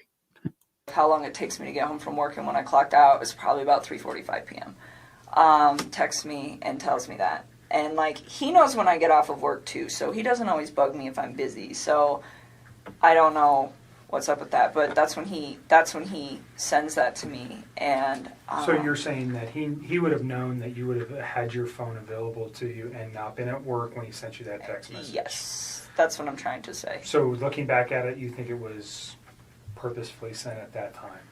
Oh, I'm sure. I'm just asking your feeling on that. Yes, and then he said, "Call me when you can." And I was There was like, no other communication between you and him that morning, on Monday morning? well, there was, but it was like random, like. But nothing about this event? No. About, like, my wife's missing, or No. anything? Nothing. Okay. Nothing. And you knew he wasn't coming to the office because he had told you that Sunday night. Yeah, and then he goes, and so, like, they're only in the office for the morning. Like, Right. some days it's longer than others, but I would say by a maximum of 7:30 every single morning, they are all gone. And they don't come back unless they have, like, a meeting or something that they have to attend. So, like, not seeing him for the rest of the day is not, like, an unnormal thing. Right. Like, but like I'm saying, like, we don't really, the only reason we interact was kind of, like, by an off-chance thing. Like, I don't work with him. So he, we talked, like, randomly throughout the day, but it was really sporadic, and he seemed pretty busy, so we didn't talk too much. Like I said, didn't put too much thought into it. It happens all the time. Waited till about 3:45, then sent that text to me, and yes, he does know that I will be home at that point. Or getting home. Did Like, you give Mark Jim's information? no, I would really, like, not like to involve him in this. He does not know about this. He was not, like, he doesn't know any of this is occurring. Okay. Like, I was literally So trying to... he knows, certainly through the media, that something's occurred. Yeah, he's, with like, out of Chris. town. He's probably has Okay. no idea. He doesn't know Okay. who Chris is. Like, he's not, I do not know. So See, I don't know. A lot of people say that they went to the sand dunes with Jim, Chris, and Nicole. I don't know that that's true. I don't think I've seen any photos of him with Chris or anything. But I hear people talk about it a lot. he's just a friend of yours. Yes. Um, He does that not need was to be coming dragged to into your this. apartment and doesn't know anything about Chris. Does he know anything about No, Chris? Okay. nothing. Absolutely Yeah, we've not. known Jim for Yeah. years and years. You're not dating him or anything like that? No, It's just a he's friend. like one of my very good friends. Like, my dad knows him. He's a great guy. He works out of state a lot, so when he's in town, we hang out. But when he's in town and he's off of work, to save time, so I give him a key to my house, one, because I trust him and he's one of my best friends, and two, because sometimes he will just meet me there, because I'll be like, hey, I'm getting off of work, and then if I get stuck in traffic or something, he ends up, like, sitting outside of my apartment waiting for me to get off of work. So I'm like, here's a key, and, like, my dog loves him and stuff. So no, he's not So he's just involved with family it. friend. Yes, I don't even The only want reason him I asked, dragged into this. and I'm not really concerned about your location. I think we already have your cell phone records. At some point, did Mark ask you to supply? Did they ask for consent to get cell phone records? That'll probably be done by warrant. If we Isn't wanted, that what you just did? nope. What I'm talking about is your movement Oh. by GPS or by The cell phone ping. to show where you She's were. like, oh, crap. I didn't know they could track that. And I don't want to cause you concern. We want to know where you were that day too. You're dating a man who did some egregious stuff. and This we is wanna- why the phone ping is we wanna show important. that you were never near. You know, he says we're going to get a warrant for that if we have to, but we want to find out where you were that day. And it's weird that her phone pings in Frederick, Colorado, 45 minutes from her house or whatever. I still think that it can happen. A phone can ping somewhere and not actually be there. It has something to do with, like, the towers. It has to connect to somewhere, and it could miss one tower because it's too full and bounce to another one. I've heard that they can bounce to towers that you frequently access because you're in those locations too. So I think it's possible that it could have pinged in Frederick without her actually being there. but I don't know how many times it pinged there or for how long that it showed she was there. But I think if it was only there for like a second, then it might have just like randomly pinged the tower that it already pinged at before, or regularly. Him that day, period. I mean, But you this guys man can track sounds like my he No, stuff. I wants mean, to know where she that was was something we will have for a to get a warrant specific for reason. anyways. I'm just saying, if we asked for it, would you have Yeah, any objections to that? No, you can have Right. it. So, If I'm well, a pretty boring person, well, I don't it sounds go like too you many just went places. to work that day and then you came home and you were there at 3:45. Yeah, like give or Monday. take like 5 Yeah, minutes. whatever. But yeah, so 3:45, I meet Jim there. Yeah, I would And totally. so Jim is understand from an investigative point, he could be a person who could say, yeah, I was there at 3:45. He doesn't know Chris. He doesn't know anything. He could say with one phone call, yeah, she came in at 3:45, done. Totally. Do you know what I'm saying? Yeah. And I don't have to ask anything more than, hi, Chris, my name's Kevin, or Jim. And I'm not saying you have to give it to you. Just leave Jim But alone. if- Jim if does that's not even. This is where that line comes from, guys. Just leave Jim alone. I think that makes the detective want to talk to Jim even more. The way she's like defending him like that. Be wrapped up in this. If at some point I needed Jim's info to, let's say we couldn't find your phone records, would you You tell can me who have Jim them. is? I will give them to you. Would you tell me who Jim was if I If couldn't you get had it? to. Okay. I don't really want to Great. involve him in this. That is not Perfect. fair to him. That's not, no, if I do not have to do that. That's fine. I don't know. Is it fair to him? I Yeah, so mean, anyways, Chris was like, I think call the me. detective has the right to know who And this this guy is is, a especially 3:45 if text. he is Yeah, at he sent me like a Nicole's few. apartment. I think there was 3 of them, and I don't remember what the other one said. But Even if he one day he was mad, he said, Sorry, guys, I did it again. I hit the pause button. But yeah, if Jim was at Nicole's apartment, then the police have the right to talk to him to verify that Nicole Kessinger was home when she says she was. them to you. would you tell me who Jim was if I If couldn't you get had it? to. Okay. I don't really want to Great. involve him in this. That is not Perfect. fair to him. That's not, no, if I do not have to do that. That's fine. Yeah, so anyways, Chris was like, call me. And this is the 3:45 text. Yeah, he sent me like a few. I think there was 3 of them, and I don't remember what the other one said. But something about like, yeah, my family's gone, or I don't remember verbatim, but call me when you can, or call me when you have a chance. Something to that effect. And so when he told me call me, I was like kind of alerted, where I was like, okay, what's going on, you know? But first when he told me like his family was like not home. You know, Victoria, I think I've read that interview, that picture of Nichol Kessinger that kind of doesn't look like Nichol Kessinger is where that picture came from. They took pictures of her. And let me see if I can, well, I think you guys know which picture I'm talking about, but I know that interview happened.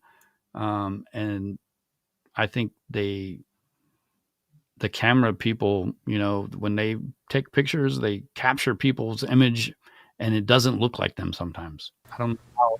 That didn't really seem odd to me that his family wasn't home. It was really vague. I'm like, okay, like, are they at the grocery store? Like, elaborate. And so, you know, and then, but he says, call me like it's like an emergency, but then just says that they're not there. And so I'm like really like floored by that. Well, not like floored, but just kind of like, he says, call me, so I'm concerned. And then he's really vague, so I'm like, maybe he just wants to talk to me? I don't know. I think it took me a little while to like really process the severity of the situation, just because this is not something that you expect to see every day. And the way that he talked to me made me believe that this is. But you know, she's like, I was floored. You can almost hear the anger in her voice. And then she's like, but no, I wasn't really mad. It's like she remembers that she can't say some of this stuff and she's trying to fix it the whole time that she's talking. Not what was going on at all. Okay, so you make a phone call to him and you guys have a conversation. I did. I stepped outside. This is 3:45. Ish. I mean, well, like, I think I actually interacted with Jim for, like, probably a good 15 or 20 minutes. I mean, he's my guest. He's in my house. So I don't think I called him right away. But, like, I mean, I'm trying to balance the fact that I have my friend here, and then Chris is saying that something needs to be addressed. But to me, it didn't sound like an emergency. I mean, it's all the time. Like, people aren't home right now. You know, so it just... it wasn't like, oh my God, I have to take this call. It's an didn't register emergency. as being No, critical. no. I mean, it was the way he said it. And I was like, okay. So This is the picture I'm talking about. This is Nichol Kessinger, and it's a photo taken by the Denver Post. But to me, it doesn't look like Nichol Kessinger. It looks like an actress or something. But there is an interview that went with it.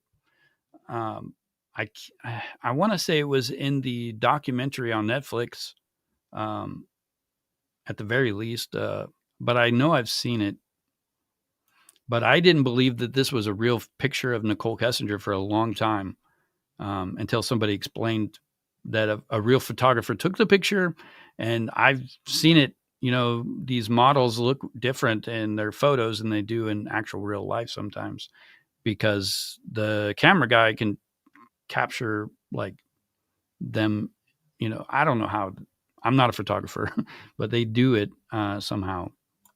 gym for a while, and then I stepped outside and I made a call like out on my back patio, and I called him. And he didn't answer the phone. And then he texted me back. Oh no, did he answer the phone? I don't remember. I think he missed my call and then he called me back. Or he just answered. Either way, it was a very short talk to him where he was just like, I have to go. The cops are here. And I don't remember if he said that on the phone or over text. I'm so tired. That's fine. You don't. But need either the way, different- like, it's the just cops. The context. Yeah, I mean, you guys will figure it out. The cops are here. And I'm just like, all right. And then I'm like, the cops are here. Yeah. I don't know how the photographers do that, but they can, like, I've seen people I know personally who get like, an actual professional picture taken, and they just capture them differently. The lighting, maybe they're getting the right lighting, but in that weird lighting, their image comes out weird. This doesn't really look like makeup to me so much as just where to go. It didn't pop up that time. There it goes. This looks like a different. I mean, almost all of it looks different. Like I don't know. I guess it could be photoshopped, but like the bone structure, everything looks different. The only thing that kind of looks the same is her hair and her eyes, but that's just me. I remember we were we were texting, but I was like hanging out with my company, so it wasn't like a nonstop text. It was just kind of like I would check my phone every once in a while, and we would communicate with each other. And he was just saying like they weren't there, and that her friend Nikki was there, and that her friend Nikki had called the cops. And I'm like, why would this girl call the cops? And like, I honestly do not remember the order of operations on all of this, but I'm pretty sure the majority of our conversation that night until my friend Jim left the house, which was probably pretty late, I don't even know what time, like 9 or 10, was all via text. So you should have this via text. Like, Okay. I don't think we started talking again on the phone until, like, after my company left. And he was like, I don't know. He just started like I don't know. giving Olga, me I think her details eyes about are stuff. And actually I don't remember hazel. what order, but he was saying like Nikki was really upset and that the cops were there and that they were like searching the house. And I was just like, what? Like what? Why? And he was telling me that they had like had a disagreement or something like that. And then he told me like she was gonna go to a friend's house. And I was like, okay, well, maybe she left. Maybe she just, like, went to her friends. And then I think I don't remember, but I think he was the one that told me that her cell phone and her purse were still there. I think he told me that. He told you her cell phone and purse were still there? I think he did. I don't remember. What's the significance? It's a In good your mind question. at that Like, time. she's like, I don't know that I remember that. At that right? point, But maybe she remembers because she saw it. Maybe she was there that morning. I thought this woman was really trying to get out of this house. Okay. That's what I thought, because he said that they'd had a disagreement, and I was just like, okay, well, I mean, I leave my cell phone at When home. he sometimes. said disagreement with, So can you guys tell what color my eyes are? Because I actually have hazel eyes, and depending on what color shirt I wear, sometimes they look blue or green, or yellow sometimes even, which is weird. But that's just the nature of hazel eyes. did he tell you what it was about, or? Not at that point. Not at that point. So, again, I don't like, you think guys you are can going to see have it to very check these clearly. texts, because it's No. all, like, my brain feels That's like okay. a mashed potato right now. But I remember him saying that, and I'm just thinking, like, well, maybe she was in a rush, you know? Like, maybe she was just like, I'm going to my friends. I'm leaving my cell phone here because I don't want you calling me. I don't want anyone else calling me. I mean, there are days where, like, when I'm outside of work, I will just shut my phone off. I just do it, and it's, like, my way of getting peace. So to me, that, I mean, like, it was weird that it wasn't even that weird to me that she left her phone just because I leave my phone, but it was weird to me that she left her purse. I think they eventually talked to Jim. I mean, I think they had to. I think if they didn't, I mean, obviously, I don't agree that they did a full investigation with even just with the evidence that they had in discovery. I don't think they actually went through all of that stuff. I think it really was important for them to talk to Jim. I bet you he got talked to.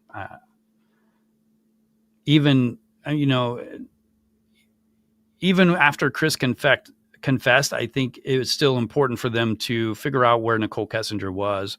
And if they talk to Jim and Jim says, oh, she wasn't there the whole time, I think they would have to investigate her. So I know earlier somebody mentioned that she definitely got some kind of protection. She definitely signed some kind of waiver saying that, I'm not going to be tried or charged with anything if I tell you guys all of this stuff. I don't know if any of that's true. But it's crazy that this has gone on this long and we still don't know the truth. I think even if Nichol Kessinger said, you know what, guys, I was there with Chris, I watched him do all of this stuff, I don't think we would even believe that. Chris has changed his story many times. We've heard him in 2 different books say 2 different things. And, these are people that he supposedly talked to. There's just a lot of facts that we don't have any way of corroborating that they're real. Even in the discovery, all the things in the discovery haven't been checked or double checked. We don't know what is in the discovery that would have went to trial, or if they would have found more information to go to trial and there would have been a much bigger discovery. I mean, there's just a lot that we don't know, unfortunately.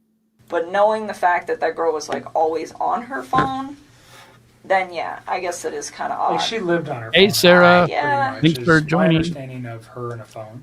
So I don't know if you knew that. I did. Until prior to the media stuff, or just from Chris. I did. So did that strike you as odd? But you were thinking maybe she just left. I just thought she needed to get away from the situation. I mean, that didn't seem that awkward to me, that a couple that is going through a separation would be I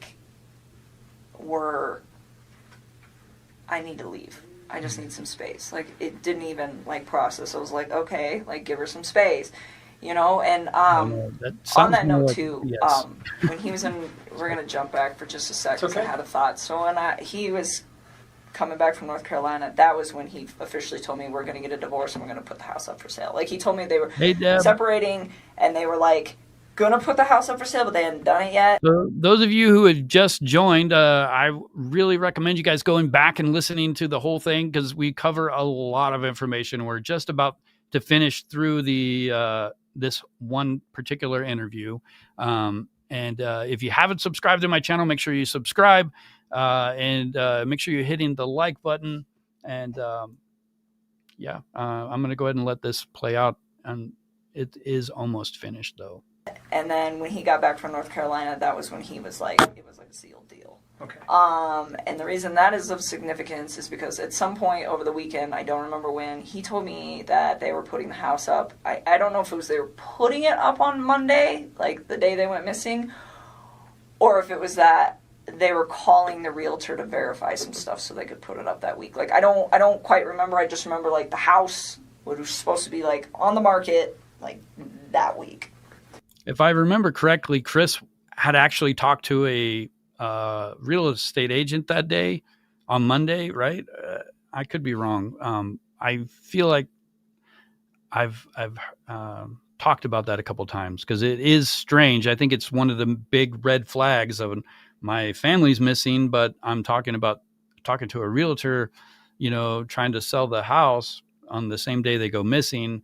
I'm calling the school to tell the teachers my kids aren't coming back to school on the same day that they go missing too. There's so many ways that this would have gotten figured out, even if Nicole Atkinson hadn't called the police so soon. Like, it would have all came out eventually. It would have just taken a lot longer. Did he name a realtor ever? Yeah, he did, and I don't remember her name. It was a female. Okay. And I don't remember her name, like, That's at all. fine. I was trying to think of that for you guys not too long Is ago. it the company? Do you got the company name? No, he never gave me that. He, like, gave me her name, and it was the same name twice. He gave it to me once when he was in North Carolina, and then once the other time. Because I remember asking, I was like, who's that? Because he's like, I'm going to have her call so-and-so today and make sure everything's still good to go. And I was like, who's that? He's like, the realtor. I was like, oh. Or not today, but, like, If it ever for comes to your Monday. mind, just Yeah, I Give me a doubt voice it. That when was you such call. a... Yeah. I will try. I don't lots of remember names. what it was. It's fine. It's not that critical. That person may come forward to us anyways, perhaps. So Okay. don't worry about it. Let's go back to the phone calls on Monday afternoon. Yeah, so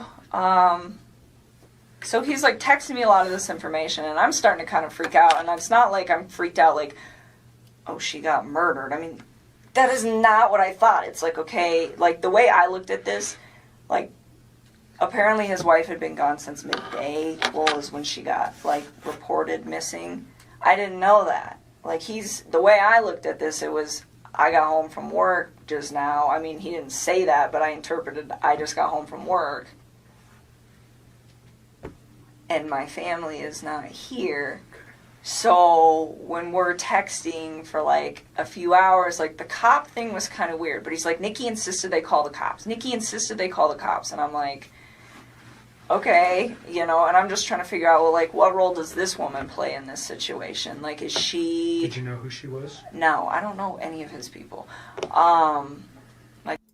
Yeah, that reaction from Shanann's friend really, changed everything. And I think it was a big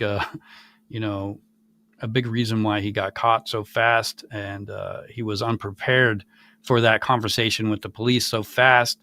I don't know how you go about planning a murder, but it just seems like you don't expect things to happen, immediately. I mean, I assume that, when I try to think about a story in my head, that's how it comes out. But it's just weird that anybody could make a plan like this and think that I don't know, I just thought about the sheet that was left out in the oil field. It's like, I guess if they never knew where to look, they would have never found the sheet, so it wouldn't have mattered. But I mean, that's a pretty big clue. There's a sheet blowing around in an empty field next to where Chris works. But yeah, This has been pretty, like, tight wrap for a while, which is probably a really good thing.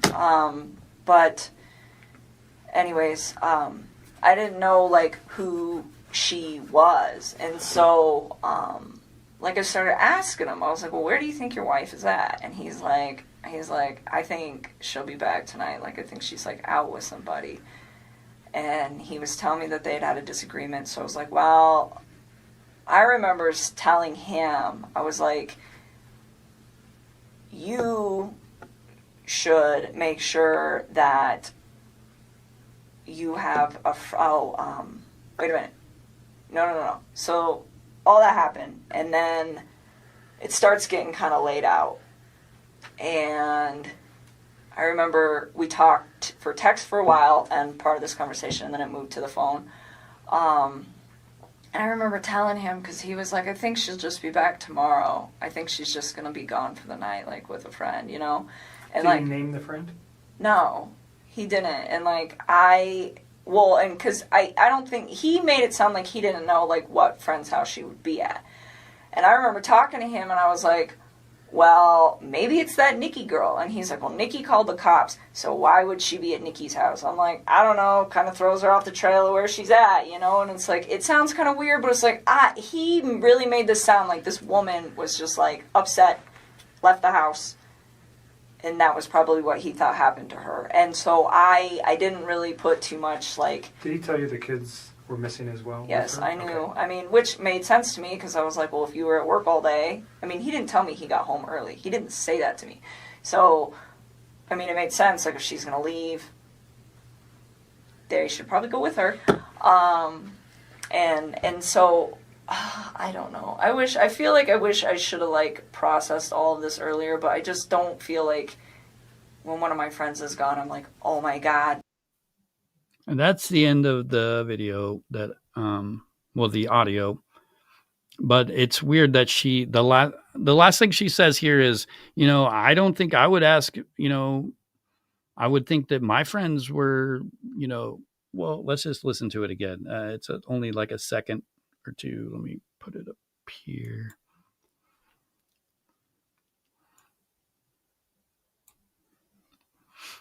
But I was like, well, if you were at work all day... I mean, he didn't tell me he got home early. He didn't say that to me. So, I mean, it made sense. Like, if she's going to leave, they should probably go with her. And so, I don't know. I feel like I wish I should have, like, processed all of this earlier, but I just don't feel like when one of my friends is gone, I'm like, oh my God. Yeah, when one of my friends is gone, I'm like, oh my God, she's dead. I don't know what happened to the last few words in that, or what happened to the end of that recording, but I think that's all there is for this interview that she has. But for, I guess just one thing I'm wondering is if you guys were dating some guy and you find out he's married, and then he calls you and says, hey, the police are at my house, my wife is missing. What is your first thought? I mean, in this day and age, especially with like all of the true crime stuff, I mean, it's everywhere. It's on every streaming service. You can't not see true crime. I mean, it's everywhere.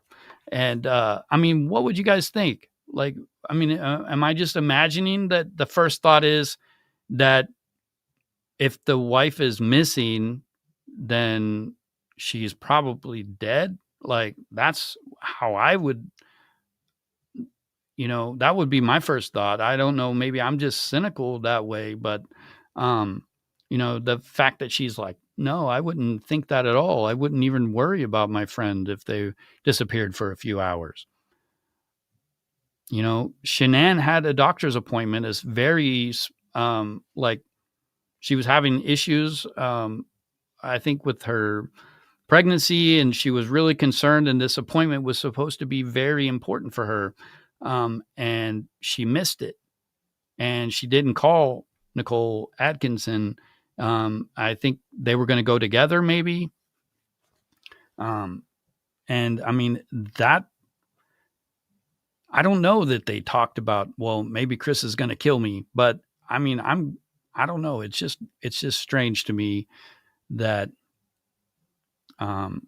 she is more worried. She's like talking about this woman is like, it's so strange to me that she called the cops on her friend that's been missing for a couple hours more than, I should have saw the signs. Chris definitely murdered his family. She doesn't do that. She talks about how it's weird that, she wouldn't worry about her friends that way. I don't know, guys. This is one of those cases that just sticks with people. And I think a lot of the reason why is because of the conversations she had that like the one we just listened to. There's like, you can hear the the misrepresentations in the way she talks about certain things. And you can hear the way her voice changes when she talks about certain aspects of the relationship. And you can hear that there's clear anger when she finds out that Chris isn't leaving his wife. She's points out all of the times that she's like giving him all these things that he can do to actually get out of the house. And, where she could probably actually tell her friends that she's dating this guy, but she can't do that because, she has to hide the relationship because the wife doesn't know and she doesn't want to be caught up in that. I think there's some like pleasure that she's getting in this secret relationship. Maybe she wasn't fully invested in the relationship, but she's completely detached this whole conversation. And every time she gets emotional, it's always tied back to her. And,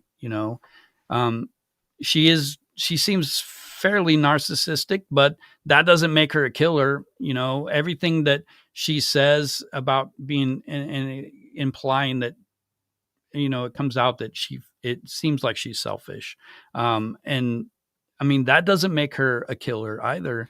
I mean, all of these red flags don't necessarily point that she's guilty of something, but why didn't the police like find out? Like they got all of these things and they're like, oh, well, Chris confessed, so we don't need to talk about it anymore. Why not? I mean, what if somebody did, help with the murders? What if somebody did, have an argument with Chris that caused this outcome? I mean, does it change anything? Maybe not, but I mean, I would feel better knowing the actual truth rather than hearing like half truths and like, have to look through all of the like, the gaps in the conversations and how things shift and change and try to like guess which one is actually true. I mean, I don't know. I think Nichol Kessinger wanted what Shanann had. She wanted the life that he had with his wife. She wanted to be in that big fancy house with all of those expensive things, with the cute little kids.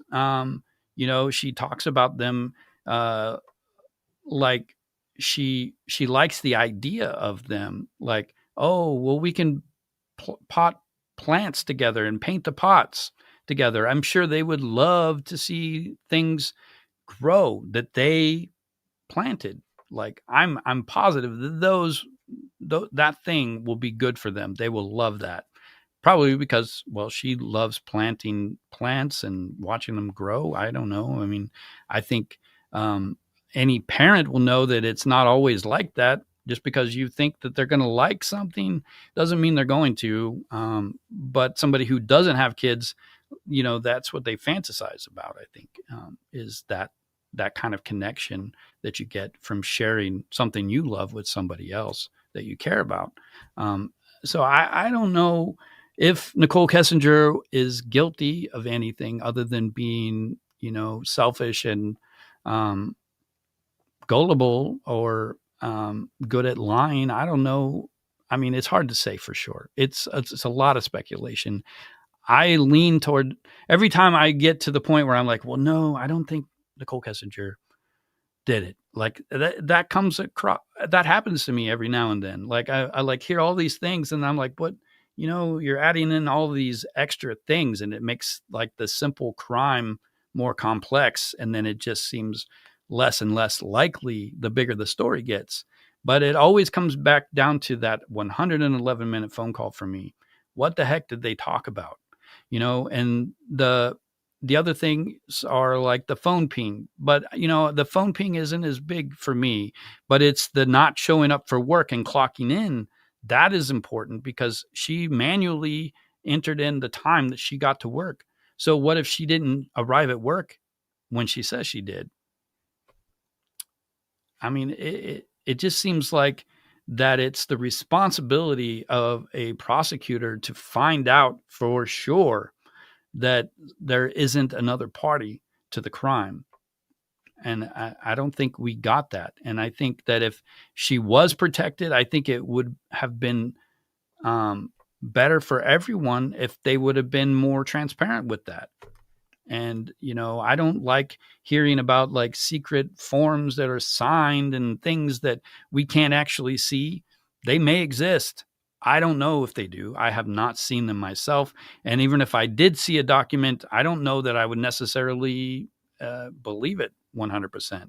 Maybe if the DA came out and showed it to me and he did it publicly, and said, hey, look, we had her sign this because she knew all of this, and then maybe I would believe it more. But just, hearing rumors and talking about like all of this is speculation, it's opinions, and it may be true, it may not be true. All I can tell you for sure is that there is a lot of red flags. And if she wasn't involved, I feel like she really is being treated unfairly. If she is involved, it's also unfair to everyone else that has to, a criminal gets away. I mean, it just doesn't sit well with me. And I think that's why I always come back to this case and talk about it so much. And, I have very strong opinions about it. It's an emotional story. And it's just, there's a lot of like, they just had a regular life and they had, the same kind of like problems that everyone has. Yeah. So what do you guys think? How guilty is Nichol Kessinger? Could she be innocent?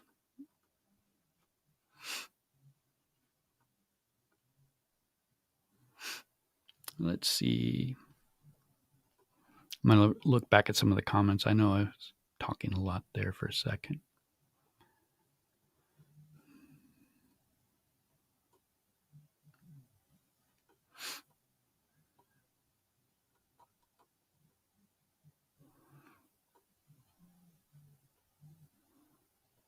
I think I was talking about, what would you do if you were dating somebody that you found out they were married and then their spouse disappeared? Molly said, I would have walked away the moment I found out he was married. And I think a lot of people would. Susie, hey, thank you, Susie. It looks like you sent me a PayPal. I appreciate that. Thank you. CE says that she knew, I'm thinking NK knew that he was happily married before they got involved. Her emails to him said that she wanted the beautiful life that he'd built with his wife and children. And I can see that 100%. Just the way she describes the picture on the wall. She talks about how she's just goes in the house. She feels like she shouldn't be there and she only sits on the floor, like she doesn't want to sit on the furniture. But she remembers like all of the fancy things and, how everything looked. And, a specific photo of Shanann and her daughters. And I mean, it doesn't add up to me.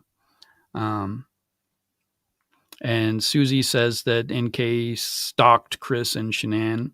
I can see that too. She could have been watching Nichol, Shanann on Facebook,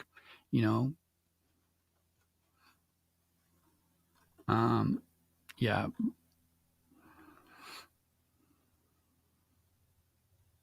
And looks like Victoria had to leave already. But yeah, so guys, I think this is the longest live I've ever done, and I appreciate you all being here.